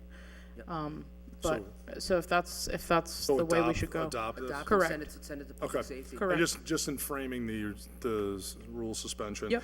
So Councilor Valentin proposes a motion to suspend the rules to take up final action on late file C this evening. Second. All in favor of that? Aye. Opposed? So moved. Late file C reads as follows, introduced by Councilor Valentin, that 2 solar-powered rectangular rapid flashing beacons, RRFB, be installed, one on each side of the crosswalk at Hamden Street and Clinton Avenue crosswalk. Funding of $10,000 is requested for the proposed work, including the concrete bases and warning sign installations. You have a motion to adopt and refer to the DPW? Yes, with a Okay. copy to city engineer. Okay. I'd like all a right. copy to public safety as well, if I could. Yeah, Sure. okay. So we can So monitor motion on the it. floor has been made, seconded to receive, adopt, refer to the mayor, the city engineer, and a copy to the Public Safety Committee, because obviously you're gonna need funding from the mayor to do this. Okay, and that is seconded. Any discussion? Hearing none, all in favor? Aye. Opposed? So moved. Thank you. You bet. Back on public safety, Committee on Public Safety, to whom is referred an order that the HPD monitor speed on Longwood Ave, report findings to the Public Safety Committee, have considered the same, recommend that the order has been complied with. Councilors Graney, Sullivan, and Valentin. Mr. President, this item was tabled at that meeting because the Hoyok Police Department did not appear for that meeting, and we So just. this, all right, so this So is if we out could of- just table that for now. Oh, well, we don't need to, because if it was tabled, it shouldn't even be here. Okay. So this was tabled in committee, so we're just gonna strike that as not on the agenda for tonight, okay? So I'm gonna just put on here, return to committee. Thank you, Mr. President. Yep. That's just a clerical error. Okay. Tabled and complete. So that takes care of the Public Safety Committee. We have no Public Service Committee reports for this particular meeting.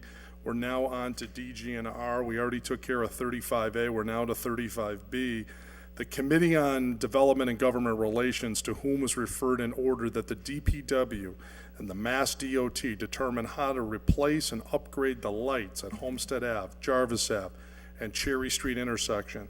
This would include walk signals and a moving light pole away from the curb on Homestead and adding a guardrail. Have considered the same, recommend that the order has been complied with. Councilors Bartley, McGivern, Tallman, Sullivan, and Roman.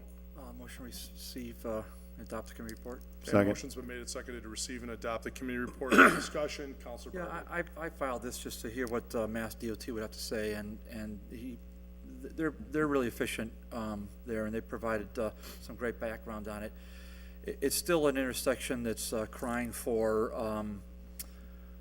service by city, so Mr. Fouquet was in attendance, and he recognizes it. I don't know what he put in the rank, Mr. President, for intersections that need help, but I mean, I pointed out that there are no crosswalk signals, and there are students that pour out of Bowden Village on a daily basis, at least 180 days a year, and there's no crosswalks crossing a really busy and a little bit convoluted intersection where Homestead merges into Jarvis and Cherry. So the hope is that perhaps down the road, when there's either bond funds or other financing, we can maybe look into it. Why the Commonwealth, why the city owns this intersection, it goes back to 40 years, but it's still a state highway. The Commonwealth looked at it when they did all the roadway improvements up by the Soldiers' Home, but it didn't make the cut as far as improvement goes, which is really unfortunate, because the work that they did there, I think it is improvement, and it would have been nice to get it done in one shot, but wasn't done. So it languishes, and it'll stay in this state for some time. Thank you. Okay, very good. Any other discussion? Hearing none, all in favor? Aye. Opposed, so moved. Item number 35C, the Committee on Development and Government Relations, to whom was referred an order that the City Council invite Acting Regional Director of Mass DOT to a future meeting of the Development and Government Relations Committee. Recommend that the order has been complied with. Councilors Bartley, McGivern, Tallman, Sullivan, and Roman. Motion receive and adopt committee report. Motion's been made and seconded to receive and adopt the committee report. Under discussion, Councilor Yeah, Bartley. so we had the former acting director, who's now the assistant director, and the director here before us. And again, they spent a good hour, as they did with us 2 years ago, Mr. President. It was a great discussion, I thought. All the counselors, and we had several other counselors on the committee were engaged, and we learned about Mass DOT and what their plans are. The number one topic that night was clearly the Lyman Street Bridge, so that's when we first heard that they're doing the work, and this is week number 2. I don't I traveled there last Saturday to see how the improvements are, and it's better. It's definitely better on the bridge. It's not gonna be anything but a temporary fix, and that bridge isn't gonna get repaired or replaced until there's an engineering study, and that's down the road, 2018, and then you're talking probably for a full-scale replacement, probably not till 2020. So that's kind of where it is with Lyman Street Bridge. There are many other topics we discussed, and that'll be subject to some future orders I'll file, and I'm looking forward to that. But they were, again, very helpful and very informative. Thank you. Counselor Tallman? Yeah, it was a great meeting. I learned a lot that night and about the future expenditures I believe that the state's going to take in DOT and just in our area in for 2017, 2018, 2019. They outlined it. They gave us a map here of all the areas that there were going to be improvements, and I think part of it had to do with some of the lights, the traffic lights that they're going to be changing and updating on some of the main state roads. So. Very informative meeting, and I learned a lot that night. And Maple Street, Pete. So, not a state road. All in favor of adopting the order? Aye. Opposed? Aye. So moved. There were no Charter and Rules Committee reports for this particular meeting. This now moves us to the motions, orders, and resolutions section. Brings us to item number 37. Can I make a motion that we continue with abbreviated readings to move through the Sure. rest of the agenda? All right, so a motion on the floor is to suspend the rules to, Not this one, because this is worded in a particular way for a particular reason, so. Okay. Maybe take up that motion if I could, just to. After 37. After 37, yes, Okay. thank you. Okay. all right. 37, introduced by Councilor Bartley. Whereas on November 17th, 2015, the City Council approved acceptance of an offer from Holyoke Health Center to purchase the property at 245 High Street. Whereas the original order to approve acceptance of the offer mistakenly listed Holyoke Medical Center as the buyer, and whereas the committee report amended the original order to correct the name of the buyer, but said change was not made to the original order that was subsequently signed by the city clerk and mayor. Now, therefore, the City Council hereby confirms its vote of November 17th, 2015, to approve acceptance of an offer from Holyoke Health Center to purchase the property at 245 High Street. Motion is to make, Yeah, a motion to, I guess I'm saying suspend our rules, take final action on this order. okay? All right. Second. Motion's been made and seconded to suspend the rules that would relate to this. None are coming to immediate mind. Well, if But, there, yeah, go let's, the motion to take final action on Yeah, this, so. yeah. So, just to receive and adopt it, right? Second. Yeah. And to approve this name change and to basically correct the clerical error of that former date. So this is just ratifying our prior vote with the correct buyer name. That's correct, Mr. President. Yeah. Do we have the dollar number that was? Yeah.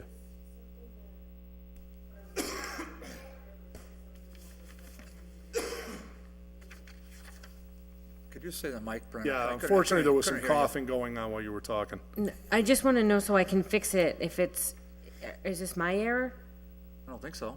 Okay, because it says it's signed by the city clerk and everything, so I didn't know if it was something that. Yeah, we'll just chalk it up to your error. No, No, I don't want to blame, I get blamed for everything. no, I don't think so. I think that, Was this something that was amended in the full city council meeting that I should have changed the correct? Well, let's put it I'm this just way, it confused was- what it is so I can make sure I fix it if it's.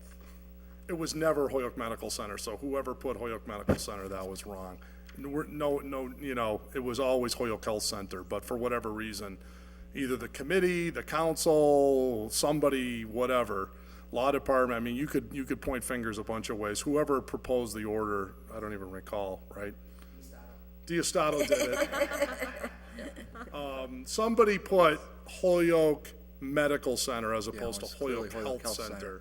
So- And as a result, as we know, that's two entirely different institutions. I'm sure at closing or getting close to closing, somebody picked up on that. And there was an oops moment, and then they're back to us to fix that. So, well, even though I think, well, just out of an abundance of caution, so that's what. how much was the sale price? 5,000. 5,000. Okay, so motion on the floor is to receive and adopt item number 37. This will be a roll call vote. Any other discussion? Everybody understand pretty clear? We're ratifying this prior vote, fixing the name Brenda's mistake. and Brenda's mistake. No, we're only kidding. It's highly unlikely it was Brenda's mistake. All right, clerk will call the roll, please. McGivern, Yes. Sullivan, Yes. Tallman, Yes. Bacon, Yes. Valentine. Yes. Bartley, Yes. Bresnahan. Yes. Graney, Yes. Jordan, Yes. LeBrun Martinez, Yes. Lisi, Yes. Lopez, Yes. McGee. Unanimous vote. By your vote, you've approved that change and ratification. Our prior vote. Mr. President, motion to suspend the rules, take 38, 39 as a package, please, abbreviated reading. Second.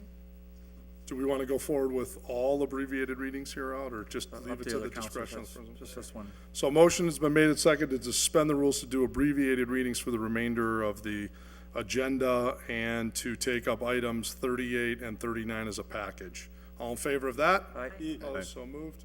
Okay, 38 is from Counselor Bartley, that the city council approve a resolution for a certified project and tax incremental finance agreement with Nestling 181 LLC for a project known as the Cubit 181 Appleton Street. 39 says, a resolution for a certified housing development incentive program project and local tax incremental exemption for Nestling 181 LLC, the Cubit redevelopment at 181 Appleton Street. So Motion to receive and refer to DGR for the Okay. May 9th hearing. motion's been made and seconded to receive and refer both 38 and 39 to DGNR. Any discussion? Hearing none, all in favor? Aye. Opposed, so moved. 38, 39 to DGNR. 40. Item number 40 is introduced by Counselor Bresnahan. He seeks to have the American flag located on every corner of Holyoke. But besides that, he wants one located specifically at Hamden and Linden Street, and that it be illuminated by light at night as required by the United States Flag Code.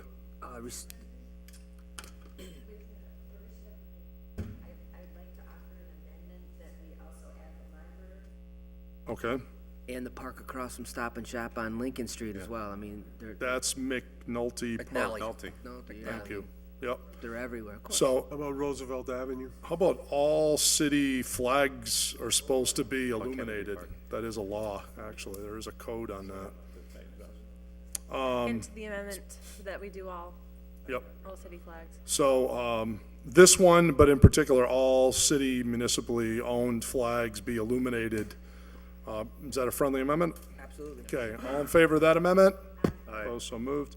And, let me just put all, and add all city flags illuminated. Okay, Counselor Bresnahan, I assume your motion to adopt this, and under discussion, Counselor Bresnahan. Just receive and refer to the DPW, copy to public safety, just so we can kind of monitor it. Thank you. Okay. I have a question. Counselor Valentin. The parcel that Councilor Bresnahan is talking about, I'm pretty sure doesn't belong to the city. So in terms of the enforcement piece of this, I mean, what would be the next step? Because if I remember correctly, and I might be wrong, but I think that parcel belongs to O'Connell, which is right across the street, the architects and, you know, that company right there. Yeah, it's at the corner before my house. Dan O'Connell. Oh, that park that's right there? Yeah. you mean? That's not city owned, that's not a city park? Nope. Somebody private? No, you're thinking about Dwight and Linden. This is the corner before. Coming from So if you're South coming from Stop and Shop, it's that, when Oh, I you see. turn right onto Linden, it's the flag that's on your left. That doesn't belong to the city. So the question is, what is the intent of the order if? I talked to the assessor's office. I believe that when they gave me that parcel number, it was city property. I mean, it may have changed hands since then, or we might And now I own- might be wrong, but No, right, and my I- understanding was that right, it belonged to O'Connell's. I but- certainly. Provided this is a city flag. We're not ordering private flags. Well, that's why I'm asking, Well, because. then, I mean, technically, the flag should come down at nighttime then. I mean, whoever, I don't, you know, anybody can own the flag, but I mean, you're supposed to have a light on at nighttime. Oh, I don't disagree, but I'm saying, what's the enforcement of that? Is That's that- what I'm That's not asking. probably our dominion. That's bad protocol, but somebody fly, Josie, flies a take the flag. flag in down if it's not our property. Just, Yeah. you live right there, just run across the street and take it down. I got at enough night. problems, Dan. You're already cleaning the park at the other end of the That's street. right. Just go Thank take you the for flag saying down. that. All right. So we'll adopt this, obviously, on the proviso that it's our flag. Okay. Then we've got a provision, all other city flags be illuminated at night. So motion on the floor is to receive and adopt, refer to the DPW with a copy to the Public Safety Committee. All in favor of that? Aye. Opposed, so moved. Item number 41, introduced by Counselor Jordan, that the DPW install more speed limit signs on West Franklin Street, install one coming down West Franklin that has the radar feature on it. I'd request that this be received, adopted, and referred to the DPW. So moved. All in favor? Aye. Opposed? So moved. Item 42 is introduced by Counselor Jordan, that the police put up a radar machine on West Franklin Street. Thank you, they've already done it. And actively ticket offenders on West Franklin Street for speeding violations as necessary Receive, adopt, refer. to the police. Yep. Motion's been made, seconded to receive, adopt, and refer to the police. All in favor? Aye. Item 43, introduced by Counselor Jordan, that the city engineer review West Franklin Street where appropriate for additional marked crosswalks, add appropriate signage for these as necessary. I'd request that we receive, adopt, refer to the city engineer with copy to public safety. So moved. Okay, all in favor? Aye. Opposed, so moved.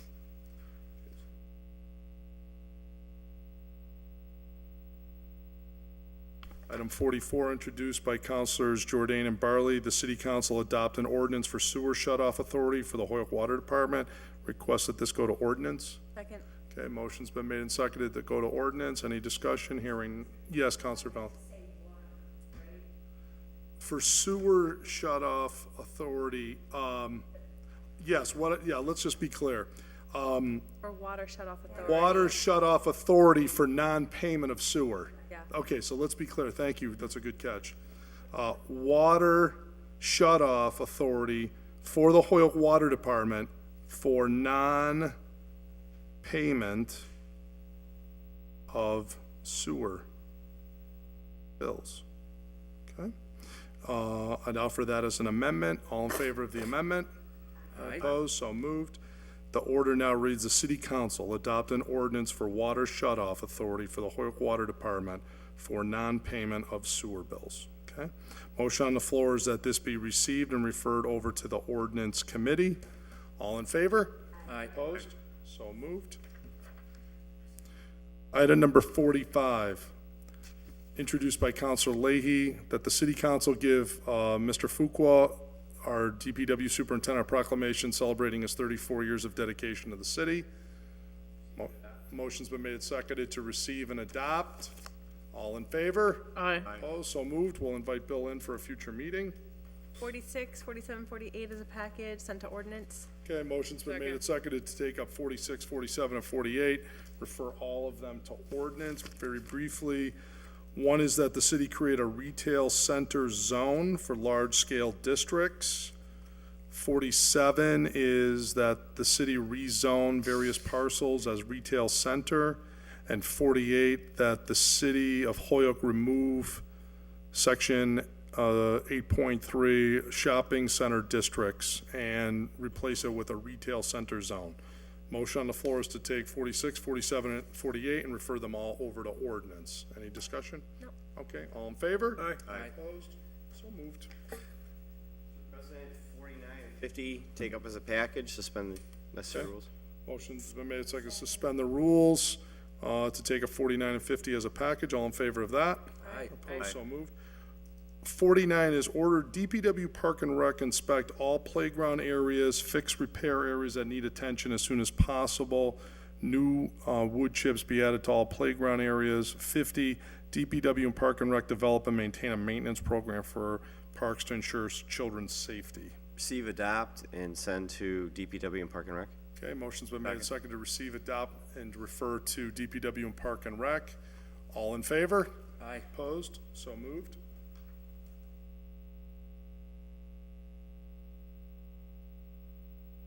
Okay. 51 is introduced by Councilor McGee, order that all crosswalks be repainted around Kennedy Park. Receive, adopt, send to DPW. Bill already has this, but you just want to. Make it formal, memo. yep. Second. Motion on the floor is receive and adopt, refer to DPW. Any discussion? Hearing none. All in favor? Aye. Opposed, so moved. 52, introduced by Counselor McGee, order that a blinking red crossing walk sign be placed around Kennedy Park. On this one, receive, but this is already taken up in ordinance, and that was the suggestion of the engineer. It's kind of like the Stop and Shop project, but I don't have Stop and Shop to pay for it, maybe. So, Yeah, we've been, if I may. Sure, sorry. Counselor Lisi. So we've been talking about this, and the blinking signals would need an appropriation, so I think that Right. at this point, we need to send it to finance, because we've finance passed it. it in ordinance, we think it's a good idea, but we would need the appropriation. finance, please. Okay.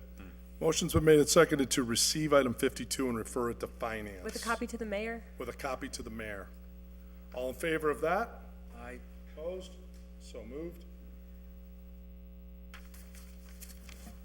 Item 53, introduced by Councilors McGee and Tallman, order the DPW install a Children at Play sign on a pole near 187 Bemis Road. Receive, adopt, send to DPW.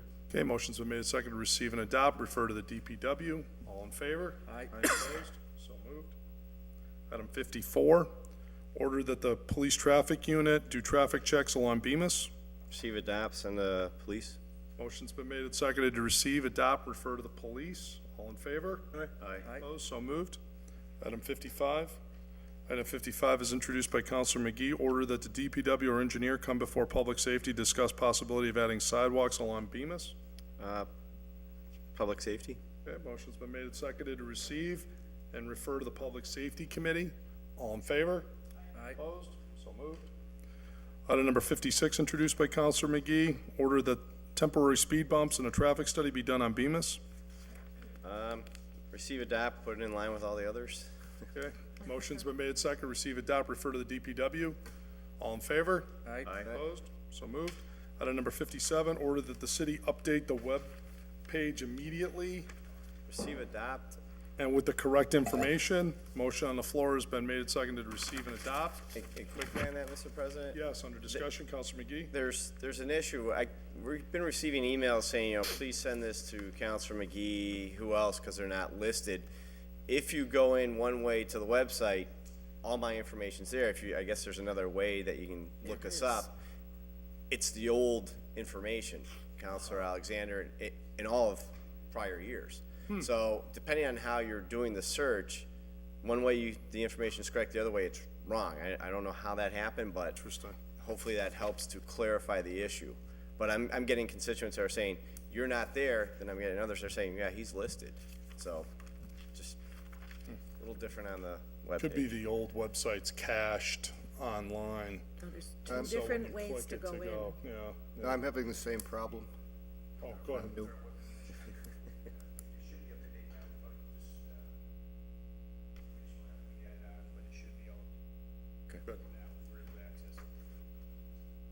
Excellent. Okay, very good. Thank you. Appreciate that. All right. Motion on the floor is to adopt item 57. All in favor? Aye. Item 58, introduced by Counselor McGee, that the Law Department establish a list of Holyoke receivership companies that can be used on a rotating basis for housing court referrals. Should I be Stephen? added as a co-sponsor? Yep. Thank you. Receive, adopt, send to legal. Adding Counselor Jordan as a co-sponsor. Motion on the floor is to receive, adopt, and refer to the Law Department. All in favor? Aye. Opposed? So moved. Transfers? Make a motion to take 59 to 63 as a package. Okay, motion's been made and seconded to take items 59 through 63 as a package and refer them all to finance. Correct. Okay. 59 is transfer $38,217 from snow removal overtime, motor vehicle repair overtime, this is in the DPW, to sick leave and vacation leave buyback. 60 is to transfer $7,020 from motor equipment operator to vacation and sick leave buyback. 61 is heavy equipment operator salary to claims general, $14,000. 62 is to transfer $17,000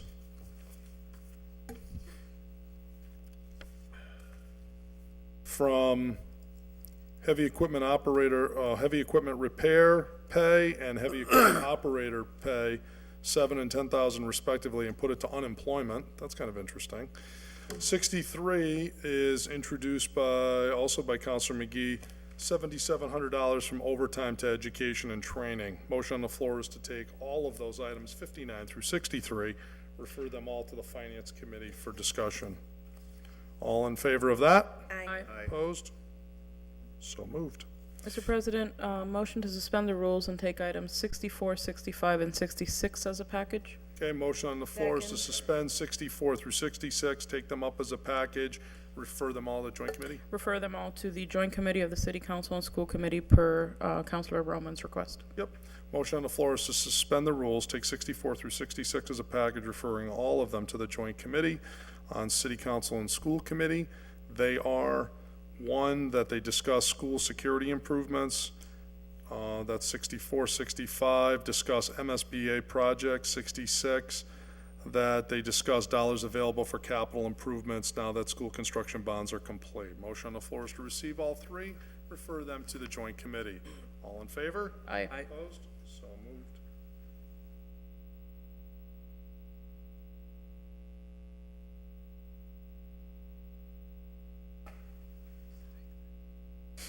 Sixty-seven is an order introduced to amend section 14-18, Part A of our ordinances to state one or more feral cats. Receive and refer to ordinance.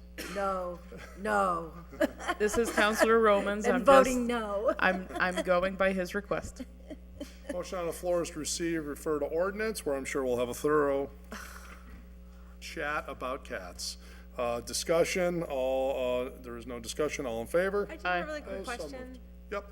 So for the amendment to the ordinance, do we have to have a public hearing, or if it's just an amendment to the ordinance? It's not a zoning ordinance, so I think it's just a regular, that's an ordinance that we have just on Okay. regulating. I just want to make sure, because I don't understand how it triggered the Was a public hearing in the citizen first. petition, and there will be another one.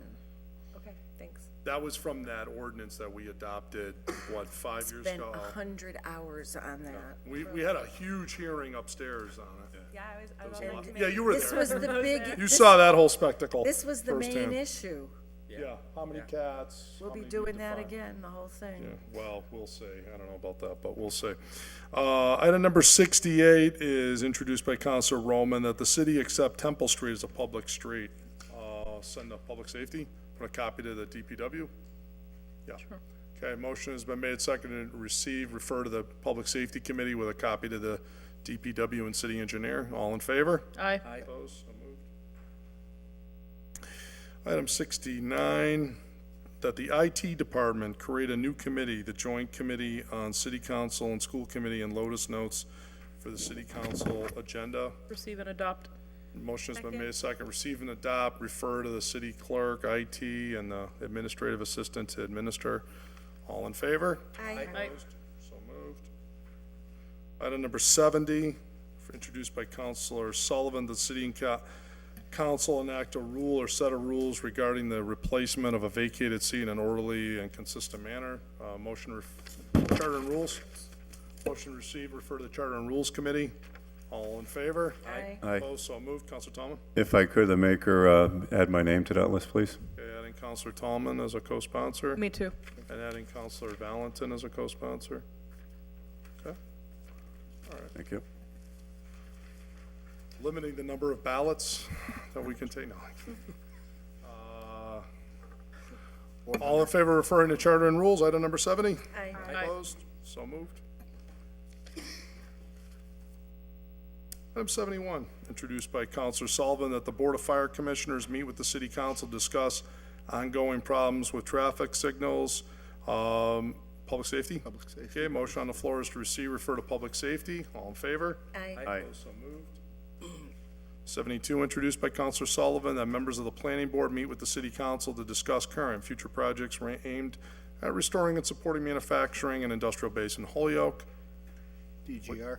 Motion has been made, second to receive, refer to DGNR. All in favor? Aye. Opposed? So moved. 73, introduced by Councilor Sullivan, that members of the Holyoke Redevelopment Authority and HEDIC meet with the City Council to discuss current and future projects aimed at supporting manufacturing industrial base. DGNR. Thank you. Motion has been made second to receive, refer to DGNR. All in favor? Aye. Opposed? So moved. 74, introduced by Counselor Sullivan, that Commissioners of the HG&E General Manager meet with the City Council to discuss their vision, plans, and current projects. DGNR. Thank you. Motion has been made second to receive item number 74, refer to the DGNR committee. All in favor? Aye. Opposed? So moved. Item number 75 is that the administrative assistant of Goodwin College, Windsor Marketing Group, be invited to address the City Council and School Committee regarding potential collaboration and partnering with Dean Tech. DGNR. Joint Committee? Joint committee, maybe? Motion's been made and seconded to receive, refer to the Joint Committee on City Council and School Committee. All in favor? Aye. Opposed? So moved. Counselor Roman has also expressed a, Oh, adding Counselor Roman as a co-sponsor of 75. All in favor? Aye. Opposed? So moved. Item 76, introduced by Counselor Sullivan. The City of Hoyoke recommends in support a financial assurance mechanism, FAM, for Hoyoke Masonry Products or BC Crushers of $500. The redevelopment of 14 acres along Water Street is vital to the tax base and job creation needs of the citizens of Hoyoke. The developer has a proven record of responsible remediation and cleanup activity at this site. finance. Okay, motion's been made Second. and seconded to receive, refer to finance. All in favor? Aye. Opposed? So moved. Item number 77 is introduced by Counselor Bacon, that the City Council issue a proclamation to Lee Laptis and Kay's Bakery for more than 60 years of operation, a record of great customer service. Motion on the floor is to adopt. Any discussion? Thank you. This was a request by constituents who appreciated all of her years of business in Can the you city. help get a hold of her to get her in here for the proclamation? Yes. Okay, great. I will. All right, Or just whoever let- the ward counselor is, I'm not trying to usurp, but it was people out in Ward 5 that wanted her to be recognized. Yeah, well, I'm sure everybody in the city shop that Ward are one. Right, but I'm just not Loved her sure which ward donuts, she lives in, cakes. as far as that goes. Could we bake her a cake for the evening? Yes. Can she bring in samples? In our honor? Counselor Sullivan? Jimmy Laptis was a classmate of mine, and I'd like to sign on to this also. Oh, well, yes, absolutely. Adding Counselor Sullivan as a co-sponsor, but I'm thinking this will be unanimous, I hope. All in favor of adopting this? Aye. Opposed, so moved. And Counselor Bacon, you'll help coordinate. Item number 78, introduced by Counselor Bacon, that no parking signs be placed on 202 northbound across from the entrance to Ashley Reservoir. Refer to public safety, or actually, we can just Is it already a adopt. no parking zone? It is. Okay, Actually, so all of 202 is. Receive and adopt, refer to DPW then? Second. Okay, motion's been made a second to receive and adopt item number 78, refer to the DPW department. All in favor? Aye. Opposed, so moved. Late file section of the meeting. First to come across our desk is late file A. Late file A comes to us from the Law Department, language for the Community Preservation Act ballot question and summary. Dear counselors, yada, yada, yada. She goes through a bunch of language. Was this all emailed to us? Thank you. Okay. Motion to receive and refer to a committee or table?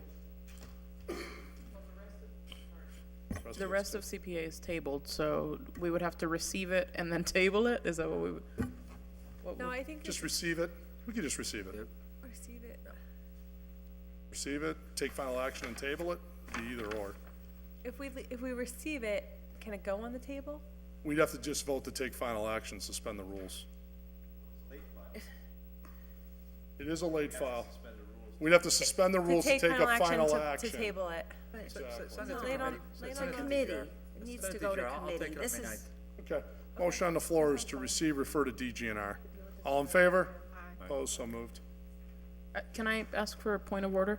So what would that mean in terms of how the rest of this topic is tabled right now? Well, that's just her suggested language for it, and at some future meeting, we're gonna take it up, I assume. It would come out of committee at some point, and then we would have an opportunity to take the same related items off the table and deal with all these Whole different package. Okay. items individually at that point. I just want to make sure that we don't delay further processes by sending it to We committee right never now. delay anything here, you know that. Late file B is a communication from the mayor that he'd like to appoint Richard Alstrom of 215 Madison West of Holyoke to a term on the Historic Commission. He is seeking to put him on for 2 years through May of 2018. Public Service. Motion is Second. made and seconded to refer him over, Mr. Alstrom, over to the Public Service Committee. All in favor? Aye. Opposed, so moved. We already disposed of late file C, which now brings us to the final item of our agenda, which is late file D. Late file D is a communication from Carol Lamcunia, who has told us that please find a civil complaint recently filed by the city against NASDI LLC in Superior Court. This complaint alleges breach of contract negligence, among other assorted things.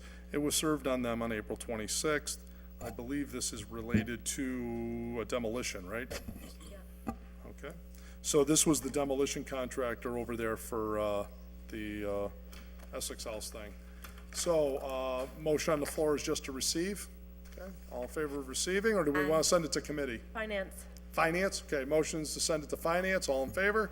Aye. Opposed, so moved. There is no further items before us, a motion to adjourn would be in order.